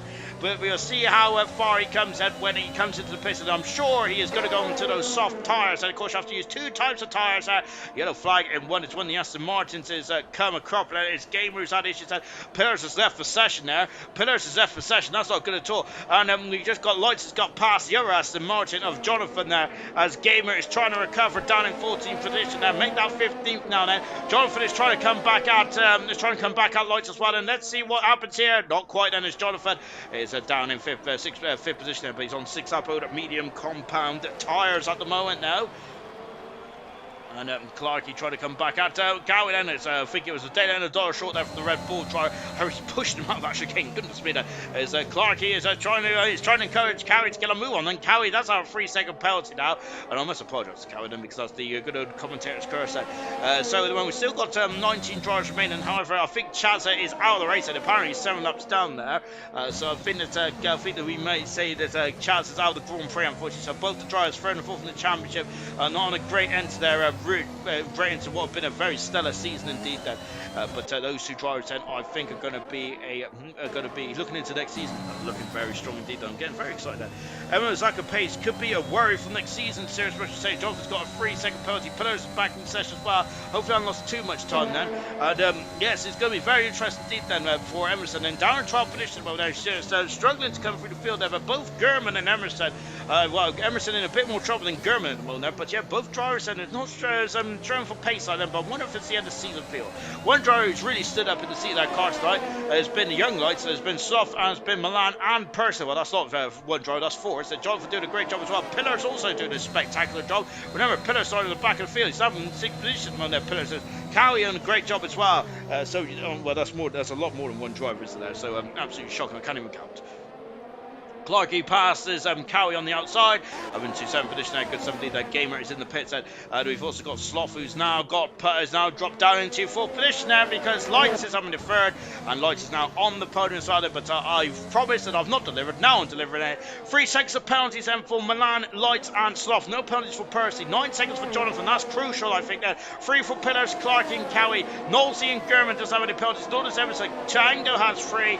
3 for Carboy. 3 for Mr. Lee, and 3 for Nigel. And that is the penalty situation at the moment. Percy's still saying at the moment, and how long is those soft tires going to last for Percy? Then these soft tires not lasting too long in the early stage of the Grand Prix. However, at the moment, though, I think that at the moment they're doing a very good job of hanging on there. I think that Milan, though, might be coming back into the pits. I'm sure he'll be coming back into the pits, because I don't think those soft tires are going to last all the way to the end of the Grand Prix from here, from past experience. I have no doubt he will get it. He will get back those serious questions. Say that indeed, that of course there's. Unfortunately, so we fly off there. Of course, yes, Emerson there. I wonder if it might be just an end of season feel here. It's not, but yeah, I think that might be a concern for Emerson. We don't know the full story. He is on the hard tires. Only one of a few drivers on the hard tires in this stage of Grand Prix. 12th, 14th, and 16th, and for Troy, Mr. Lee, and Emerson, all on the hard compound tires. So we'll take that with a pinch of salt. But yeah, I do agree with you, sir. That's pretty concerning there for the double world champion of Emerson at the moment, who's having issues there. Charles was favourite Obi-Wan Kenobi meme there with hello there. Unfortunately, we would have rather have seen Chaz on the circuit rather in the comments there, but I think that Chaz has had some major gremlins tonight, unfortunately, and that's such a shame there. But Chaz is going to be 3rd in the Drivers' Championship if I've got me maths right then. I hope I have, otherwise that's going to be quite embarrassing indeed then, because I think that I think the tango is too far back anyway. But yeah, Chaz is 3rd in the Drivers' Championship, which is a crumb of comfort, I suppose, there for the Alfa Romeo driver. Danger times out the Grand Prix, unfortunately, when he was 2nd in the race. And it was interesting to see where he would have gone on those soft tires later on in the race. Clarkey is now all over the back of Pillars. Pillars is back in the session as well. Been a bit of a messy session here tonight. And turns, always contact with Pillars there. Get a bit too much of a head of steam there, but I think it's because Cowie is very much under his rear wing as well, and as they accelerate down 19. Lights got a 3-second penalty. That's the second 3-second penalty. Milan also in the pits as well, so he is matching what Percy is doing now. So Milan there is doing an absolutely spectacular job. He's one driver of the day so far, Milan. It's good stuff there. It doesn't really make heads or tails for Milan, I don't think, but I think he's done a superb job nonetheless. And he comes out of the pits in 8th position now, so he's going to have to do some quality laps now. Whereas Percy coming out of the pits as well. Percy's controlled this race really from start till now. He does have so who is he going to be racing here then? Milan there is out quite close to Nosey, and there's Nosey there just behind Milan there. Milan is on the soft tires. He did a lot of good laps there. So Milan did that because he pitted under the virtual safety car, Milan did. Let's see how that does it. But Percy there is on the soft tires side. So who is he racing? Is Lights and Soft going to get to the end on those soft tires? I don't think they are. I think they need to pit again then, but I've been wrong before. I'm wrong again then. Jonathan should get to the end on those medium tires, but he does have penalties, so Percy does not need to overtake Jonathan here. He does not have the pressure to overtake Jonathan here. So yellow flag in sector 3. Gamer is off the circuit. I think that he's got off under the hotel. Gamer is having issues there in the Aston Martin there. Unfortunately for Gamer, I think that he is going to be limping back into the pits. Oh no, yes, he's carrying off. We got damage on the front wing there, but no, Gamer is fine. Oh gosh, a bit of rally crossing there for Gamer, but unfortunately it's not looking too fruitful at the moment. Back with this battle here, I think it was crucial for Percy to get out in front of these Graggler cars. There's Percy just going away in the distance there. Pillars is struggling at the moment there. Slough has got a penalty as well. These penalties are going to cost a couple of drivers quite majorly in this one here. There's Clarkey, again a bit of opposite lockout there. Jonathan is in the pits. I'm surprised for that because I thought Jonathan would have got to the end then, but maybe the medium tires are just not in their swing of things then, and now they're in the pits then. So everyone has done an extra lap then. He's done an extra stop apart from Percy. Percy is absolutely fine. It's absolutely a fine start tonight. He's really good stuff indeed there. Cowie is staying out on the soft tires then. So let's see how this will progress then. We're just watching Lights and Slough and battle away in the lead of the Grand Prix then. Oh gosh, sorry, I almost got excited then down the back straight. Back straight. Lights there is just trying to break the situation as well. We've also got German, who's all over the back of Knowlesy as well. There he is. And Percy is 6 seconds away then from this battle here. Then as they go down into turn number 8 and 9, I think it is on the circuit.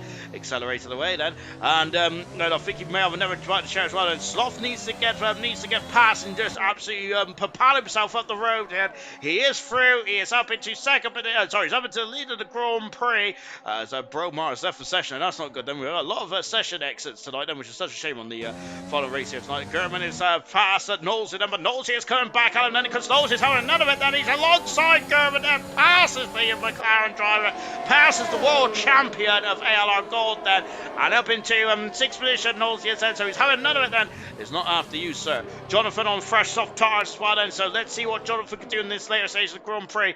Emerson on the hard tires, and he's just losing too much time, isn't there? He's just he's not in the race today, is he? Emerson isn't there, unfortunately, and just struggling there on his 100th Grand Prix start then. So not much to write home about, unfortunately, for Emerson.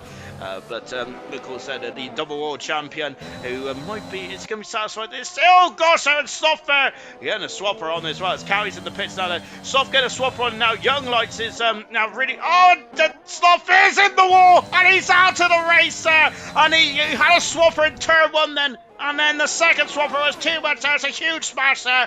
And he is out of the Grand Prix, unfortunately. And that is such a shame there for Sloth. He did a great drive tonight. And no safety car again then. Albeit it is in the line of fire there. But Sloth out of the race then. And what a sad way to end the race then for Sloth. Because he was doing a superlative job in that AlphaTauri. It's kind of, unfortunately, it's kind of been a season, really, hasn't it? It's been a season there for Sloth. He's been so quick there, but he's just been getting a lot of, getting a lot of bad rep with the green. Lights are staying out at the moment now, but those soft tyres there, I wonder if was it the tyres or was it a Sloth mistake? I think it might have been more tyres than Sloth there. On board with Germany, who's on 5th position, as it stands in the McLaren, all the Constructors World Champions, and for ALR for the first time in their. For the first time in their career then, as unfortunately Bromar's been kicked out again then, as he is not a happy chappy then, and I don't blame him, to be honest. I think he'd probably get so annoyed to be kicked out of a session, and I get absolutely fuming when I get kicked out when I'm commentating, and so it must be doubly frustrating if you're a competitor. Unfortunately for Bromar, he's down in 15th position at the moment, Bromar said, but yeah, there's a lot of connection issues on the final race of the season, which has kind of marred this final race, hasn't it, unfortunately. Clarkey, who's in 10th position there, Pillars in 9th. Emerson is 2 seconds up the road in 8th position. Lap 23 out of 28. We're in the twilight of the gold era of ALR. We have got a 3-second penalty for Tango. Then, those penalties are starting to become out of control, aren't they? So we've lost to 3 cars in this race. Danger Times, Chaza, and Sloth all out of the Grand Prix. Unfortunately, then. Cowie then, who's on the outside of the top 10 at the moment, which I'm quite surprised by, but he has had a stop there. So let's in terms of stops there, it's all over the show, isn't it? Because we've only had 1 stop for Lights and Percy. Now we've also only had 1 stop for Tango and Carboy as well. As Clarkey again on opposite of Lock there, isn't there? Good was going to be another problem, another driver going off in quite a spectacular way. Then Clarkey, that was an obvious quarter cut there for Clarkey. Jonathan right off the circuit there. I'm not sure what's on there with Jonathan there, but goodness me. And he's going to lose an abundance amount of time there. As Sloth has just gone pfft, as he's a bit unhappy with that one, unfortunately. As unfortunately, Caesar has not finished off in a blaze of glory. Jonathan, who is now a second and a half behind Knowlesy. Knowlesy is still keeping tabs on German at the moment. These 2 drivers have not got penalties, and Milan is about 7 seconds up the road. Milan has got 6 seconds for a penalty, but there's no soft tyres that stay in there. Then he will stay in third position as well, which is a strong drive from Milan there, and I'm very impressed by Milan there. A really good job today. He's been my driver today, I think. Then, well, has he? Because I'm going to sit back and think about it, because Percy has been a fantastic drive as well, hasn't he? Really impressive stuff from Percy. Lap 23 out of 28, and here in the Abu Dhabi Grand Prix, Lights has got 8 laps worth of 8 laps that use on those soft tyres, hasn't he? I think that Lights, those soft tyres are going to be very much at the edge there, as we got Troy down into 15th position, but pretty disappointed. A lot of drivers are going to be very disappointed with how their races really transpired in this one. As now the day is turned into night now, as the natural light has faded, the artificial light is taken over here. is taken over here as we're down into turn 7 as well, and on the back straight, and this might be quite an easy overtake for Percy as he is on fresh tyres. Look at him, he's already coming, and the DRS has been enabled then, and now as Percy is through, takes the lead of the Abu Dhabi Grand Prix, and he's going for win number 2 in a row then, and his 3rd Grand Prix win of his career in ALR. Very impressive indeed there for Percy, magnificent stuff indeed. This man has been pretty impressive. 1 stop less, and he's had the pace as well throughout the Grand Prix. Knowlesy's got past Gurman, and look at the back right there, because that's Jonathan there. Gurman is trying to sneak up the inside there, not quite there. Jonathan there, he's trying to go on the outside there. Jonathan might be able to get 2 for 1 here. It's goodness me, he's shoved it as there. He has the green car, and now he is right underneath the gearbox of both him and Knowlesy. It's going to be free abreast there, going to be free abreast there. A lovely shot here, goodness me, he went right underneath the diffuser of the McLaren.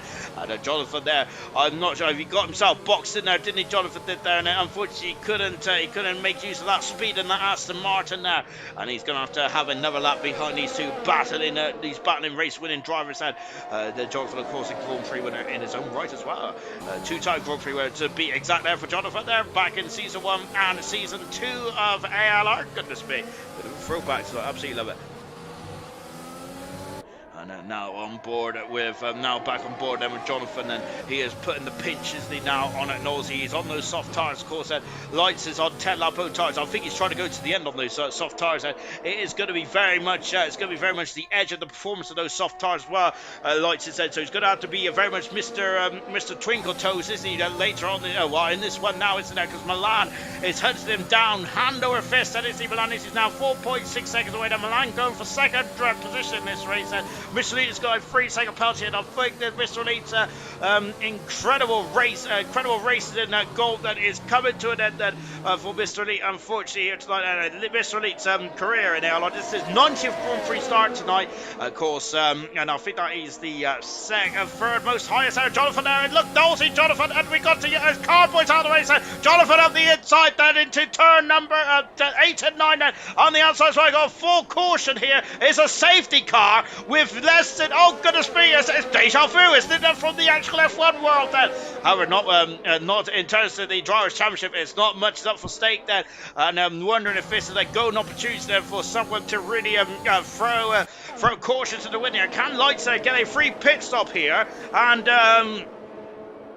and then maybe get out then quite in relative space there as well. Sloth is out of the race, he's out of session. Carboy also out of the Grand Prix as well, unfortunately. Percy in the pits, Lights in the pits as well. He's got such an advantage. I wonder if Milan is coming in the pits, and Milan is also in the pits as well. I think they might just be taking a bit of caution in. And Percy, who's dominated this race so far in car 27, and he is coming out now, and I think this is a golden opportunity. I think that this might have helped young Lights there secure a 2nd position potentially, maybe, as they come out of the pits. Well, Knowles in the pits, Gurman in the pits. Jonathan has stayed out here. Is Jonathan going to get out in front of the leaders here? He can race them until they're coming around the tunnel, and Jonathan could take the lead. There he is on the left-hand side then, and Jonathan is going to do it. No, he isn't. He's out in 2nd position. Jonathan is there. Oh my goodness me. And how close is that for Percy? Percy's been commanding this race, and goodness me, it could have been very interesting to the end of this one there. Lights in 3rd, Milan in 4th, Clarkey in 5th position, Tango in 6th, who hasn't come to pit, didn't pit on that front, nor did Clarkey, nor did Cowie. Knowlesy has, Gurman has, Pillars has, Emerson has as well. Mr. Elite then also in the pits as well. This is going to be a short safety car because we're on lap 26, and I think that the safety car is going to be called back into the pit lane very quickly because Carboy's car has been removed from the circuit. Mr. Elite, let's see what he can do. Troy, I think that a lot of drivers have been home for the safety car throughout most of the race, but unfortunately it's been a bit too late then, hasn't it? Nigel, hats off to him for staying in this race then after what has been a very brutal Grand Prix as well. Must have got a bit of a quick breather in this Grand Prix. We have now got Mr. Elite there, of course. Zidmotny is potentially being relegated out of Division 1 for next season as it stands at the moment. But Mr. Elite is currently on his 90th Grand Prix start in ALR Gold. Then I think he is the Murphy is one of the most experienced. I think he's about the 4th most experienced driver in ALR Gold. Fantastical third. Of course, it's Murphy. Then it's Emerson. I think Jonathan's 4th, isn't he? He is indeed. And then it is Mr. Elite then in 4th position. And safety cars in the end this lap. Then Mr. Elite might be a bit too far back, but yeah, a good storied career now for Mr. Elite with 3 podiums as well. His best race finish was 2nd in the Mons Italian Grand Prix. Drive today 7 times. And only 15 DNFs as well for Mr. Elite. That is that's a lot of celebration then to get to the end of the race. Then that is good stuff indeed there for Mr. Elite. Then we got Omar's called it a day in the Mercedes safety car in the last couple of laps in Abu Dhabi. Seen this before. Sarah's Russia has gone fixed there. Jonathan is unhappy because this has ruined a good result potentially, but Jonathan currently in 2nd at the moment. And he does have a few penalties. That Percy has launched away already. Lap 27 out of 28. It's not almost the final, not quite the final lap then, but 2nd to last lap. Goodness me, it's a copy of almost the race in the race in actual Formula 1 world. What's that? Goodness me.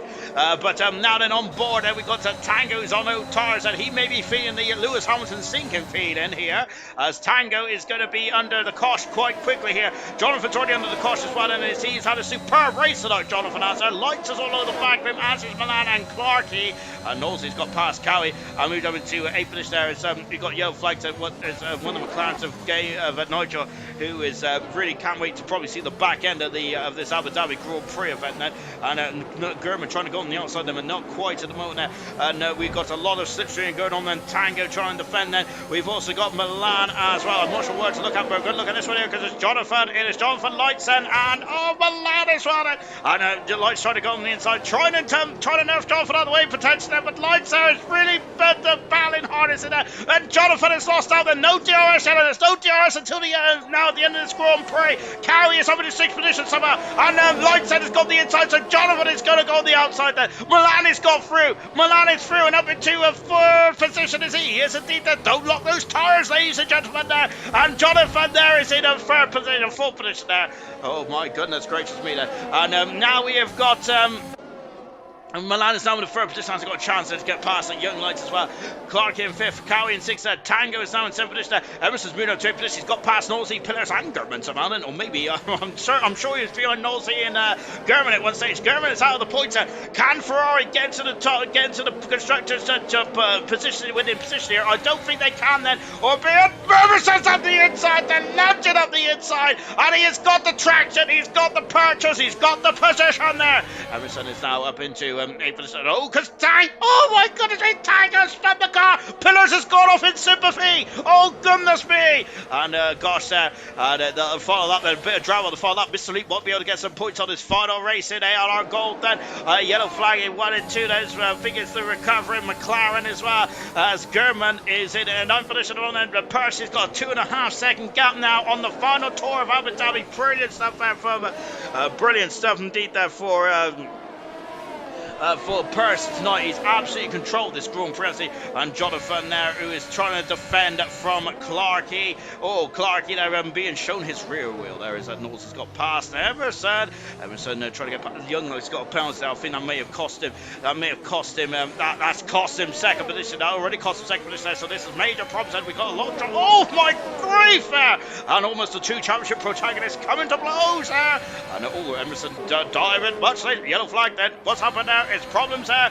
It's problems for someone. It's Clarkey. Clarkey is off the circuit there. Goodness gracious me. Good heavens here. Oh my word. Now here comes Percy. Yellow flag in 3. Where's someone else has gone off? It's a Red Bull. It's Clarkey. And Clarkey's out of Grand Prix into the final turn. And Percy's going to win his 3rd Grand Prix of the season and of his career as well. His 2nd win in the world. And what a way to finish off the season for Percy. 2 incredible race winning performances there from Percy. He wins the Abu Dhabi Grand Prix. 2 race wins in a row to finish off the season. That speaks volumes, doesn't it, for Percy here tonight. Absolutely spectacular stuff indeed there with Milan in 2nd position there. Oh wow, incredible stuff. Nigel's got a 10-second hats off to Nigel, by the way, for sticking in this one. Really good stuff indeed there. But my goodness me there. And German as well, luckily for German there, he did stick there. And Ferrari of Emerson got 5th position, so it's enough for the McLaren to be crowned the World Constructors Champions for the first time in their ALR Gold history. McLaren are the Constructors World Champions. Really superb result then for the McLaren team, and for German as well. And absolutely great day then for the team of Nigel and German, both race winners at the beginning of the season, and now both champions as well. Goes Nigel, the first champion of ALR, and German, the last champion of the championship, as is known as ALR as well. That's quite a fitting end, isn't it? Good stuff indeed there. But it is McLaren's day today for the Constructors Championships, Percy's day for the Grand Prix win today. Superb stuff indeed there. But McLaren are the World Constructors Champions there. Absolutely mega stuff indeed. That's the first time that McLaren have won the World Constructors in ALR Gold. Then superb stuff indeed. Oh, great stuff then. And of course we've got a lap of honour indeed then. And of course, why wouldn't we? Why wouldn't we? As the penalties are coming out left, right and centre there at the end of that one then. So last minute safety car really made it a very interesting end to that Grand Prix. Absolutely fantastic stuff indeed then. Wilson saying, Percy, one to watch for next season. Great race. End of an era, but can't wait for 2022 too. Got to be 15 or 16 drivers in the title race there. Fantastic stuff indeed there. Absolutely mega stuff there. Jonathan saying, robbed of a decent result by the safety car. Congrats to the McLaren there from Nunda is saying then. And oh my gosh there, what is going on here? As Gamer is completely crashed on the final part of the circuit. Then we've got another safety car indeed then. However, well, wait to end the final race then as Gurman there, who's got a front wing then, who has lost a front wing unfortunately. Just take a look at the other comments as well. Mr. Lee, sorry, Young Light saying then that it's a penalties got me almost a podium there. Very glad that ALR to have me. Love you all then. Thank you very much indeed then. This game had to do some last minute donuts indeed then. So we are just sending I think we're setting off ALR install as well. And there's Nigel then also doing some last lap donuts as well then, of course then. And Nigel then, who is enjoying himself in the Papaya McLaren, because McLaren are the Constructors World Champions. Good stuff indeed there for the team from Woking indeed. That's the first time I've ever won the Constructors Championships as well. And great stuff indeed. And hats off to Nigel, because he had a miserable race today, didn't he? And he just kept it going there. Really good stuff there. Absolutely impressed indeed there. Fantastic there for Nigel and for German as well. As already mentioned, two drivers then who were Grand Prix winners either way. So there he is, and Percy, 3 Grand Prix wins this season there, and I think that is quite a statement of intent there for next season for Percy. Last 2 races there, Australia was very much a slog, wasn't it, of coming through the field. Tonight though, my goodness me, Percy there was at the front of the field already, wasn't he, and really led from it to control that race. So 2 different Grand Prix wins there for Percy. That is a major statement, isn't it there? Let's take a final look at the classification then from the final race of ALR Gold before we come hyperdrive for next season then. But it's going to be a fantastic season 7, isn't it? Fantastic. Lucas Percy is 3rd Grand Prix win of his career. Milan, great drive today. I say he was my driver of the day. Superb stuff from Milan from 14th to 2nd there. Knowlesy, brilliant drive in 3rd position as well. Fantastic stuff there. Lack of penalties elevate him up the order. Gurman there, 4th position there, was enough to keep get McLaren the Constructors Championship. Emerson in 5th then after on his 100th Grand Prix, be very happy with that then. Lights in 6th position there, penalties cost him. Same with Jonathan in 7th position there. Mr. Elite in his final race there in 8th position there. 9th position is Cowie there, kept his status in gold, fantastic. Pillars in 10th position, looking good at sometimes, other times though, didn't look so good there in 10th position there. Bromar retired from the Grand Prix. Troy in 12th position, and Tango in 13th, Gamer in 14th, Clarkey out of the race there. Nigel also retired from the race as well. Other retirements was Cardboy, Sloth, Chazza and Danger Times that retired from the Abu Dhabi Grand Prix. I must admit, I didn't actually see who jumped into the commentary box as well, but for the final time then, let's have the drivers in the field, shall we? And we have got, I think we've got a full house, have we? Goodness gracious me. Hello. Lucas Percy. Wow, my goodness me. What an end to the season now. I've been saying that's a statement of intent from yourself tonight.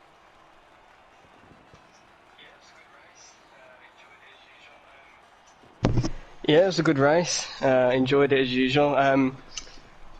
Thankfully, the safety car at the end, I think it kind of saved me a little bit because of everyone's penalties. But I think I dominated the race from start to finish, apart from having that little battle with danger times at the It really start. was indeed. It Other looks than like that, you it was controlled the race. Very impressive easy to stuff be indeed. fair. I was saying earlier on in the broadcast about it's a completely different race to what you had in Australia. Australia, you had to really get your elbows out and having some fighting, battling drives. But tonight, apart from danger times, it did look like you controlled the race. How much of a different prospect was that for you tonight?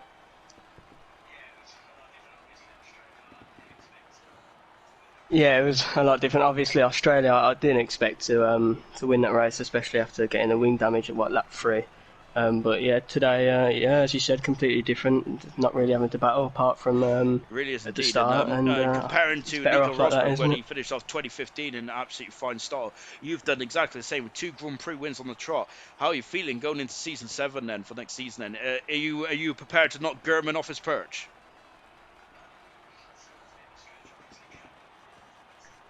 I'd say that's a bit of a stretch. Obviously, Kerman didn't have the best of races today, but like I said in my interview at Australia, Really good I stuff don't see indeed, why I and well can't done, give it a Perch. go and What's see what what's happens been from your there. highlight of the season overall then?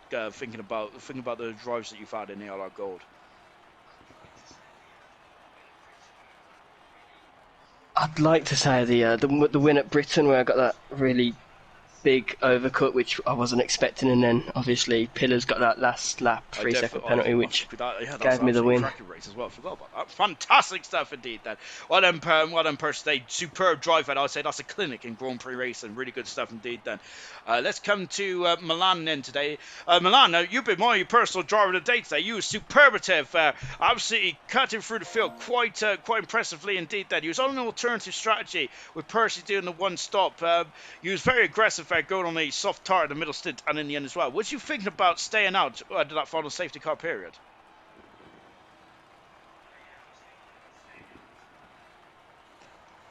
Yeah, I was thinking about staying out, but then I thought I had a penalty, so and Alex and German were behind me on fresh softs then, so I just You was pitted cutting, and you was yeah, cutting through the just field thought in the early why stages. not? Like goodness gracious me, you really showed some great racecraft there in the opening stages of this Grand Prix tonight.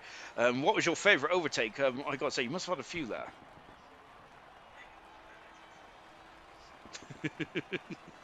I think it was on Alex actually We hear Alex's after thoughts on that in after just the a minute first then. strike. And So this is a strong drive as well to get second today. I think that I don't want to put a down on what has been a superb end of the race, end of the season, but you have got into the top 10 then in the end, then just about. How would you assess your season? Because you had that incredible Grand Prix win earlier on in the season. I think it was in Zandvoort, wasn't it? Superb drive indeed in Zandvoort there. But how would you assess your season overall then?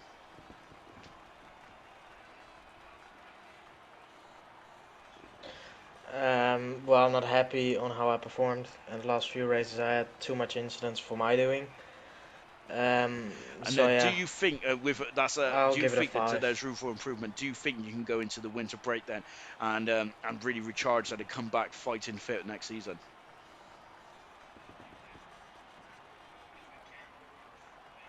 Well, if there's not if I can't improve, I'm basically, yeah, how do I say that? I won't ever fight for a championship because Gurman and Emerson and Chaza Look, I'm are sure you much will with faster that as than well. me at this Broke through the moment, so I glass. He need was to a Grand improve. Prix win this season. Superb stuff.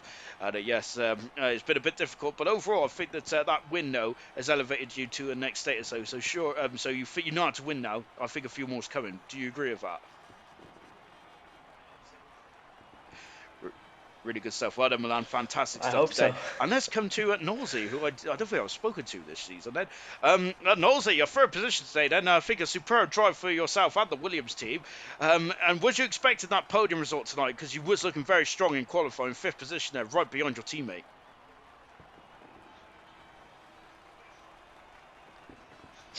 I spoke to you Well, before the race started, I think, didn't I?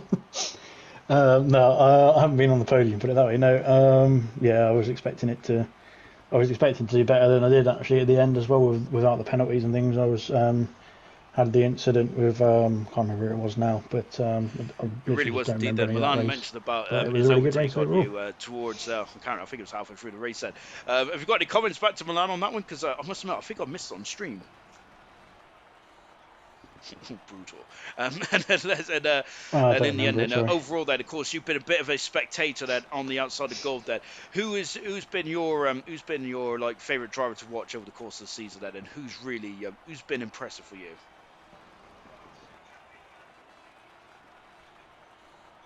I'd say the champion Gurman. I think he's just come on leaps and bounds from last season. I know he had a decent season last season, but he's really improved.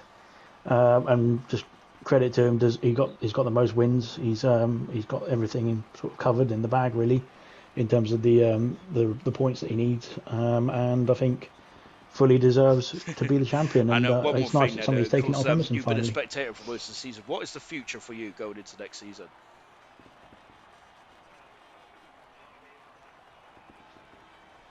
Well, the idea behind HDE and the leagues merging was really just to move both leagues forward, which I think it will do. It will save us a lot of time individually in terms of what we're working on. It's been an absolutely manic effort, and I can't say enough thanks for you yourself for commentating, doing all the videos, doing all the background work in the comms box, and then Farf, Liam, and Gurman just plugging away every week, just helping get the league going, keep the league running really. So the idea behind HDE, it will be a success. We can do it. We've got a good group of admins, and it will basically mean that we've got a bit of a less workload on each admin, which is what we really want to do really, and then hopefully we have even more success with even more leagues, and it will be a really great experience thank you for very much to everybody. you as well, Alex, for your brilliant contribution in silver, which of course silver is actually tomorrow night as well. So don't go anywhere, because tomorrow night it is silver. Then there is not much up for grabs in terms of the championships. However, there's still pride at stake. Then we're going to be looking forward to that one. On Tuesday night it is bronze as well. Bronze, the Constructors Championship, is still very much alive and kicking, and it's going to be a tense affair. And of course in Cobalt, both championships wrapped up in Australia then, but it's going to be a final celebration then for ALR in their last race before we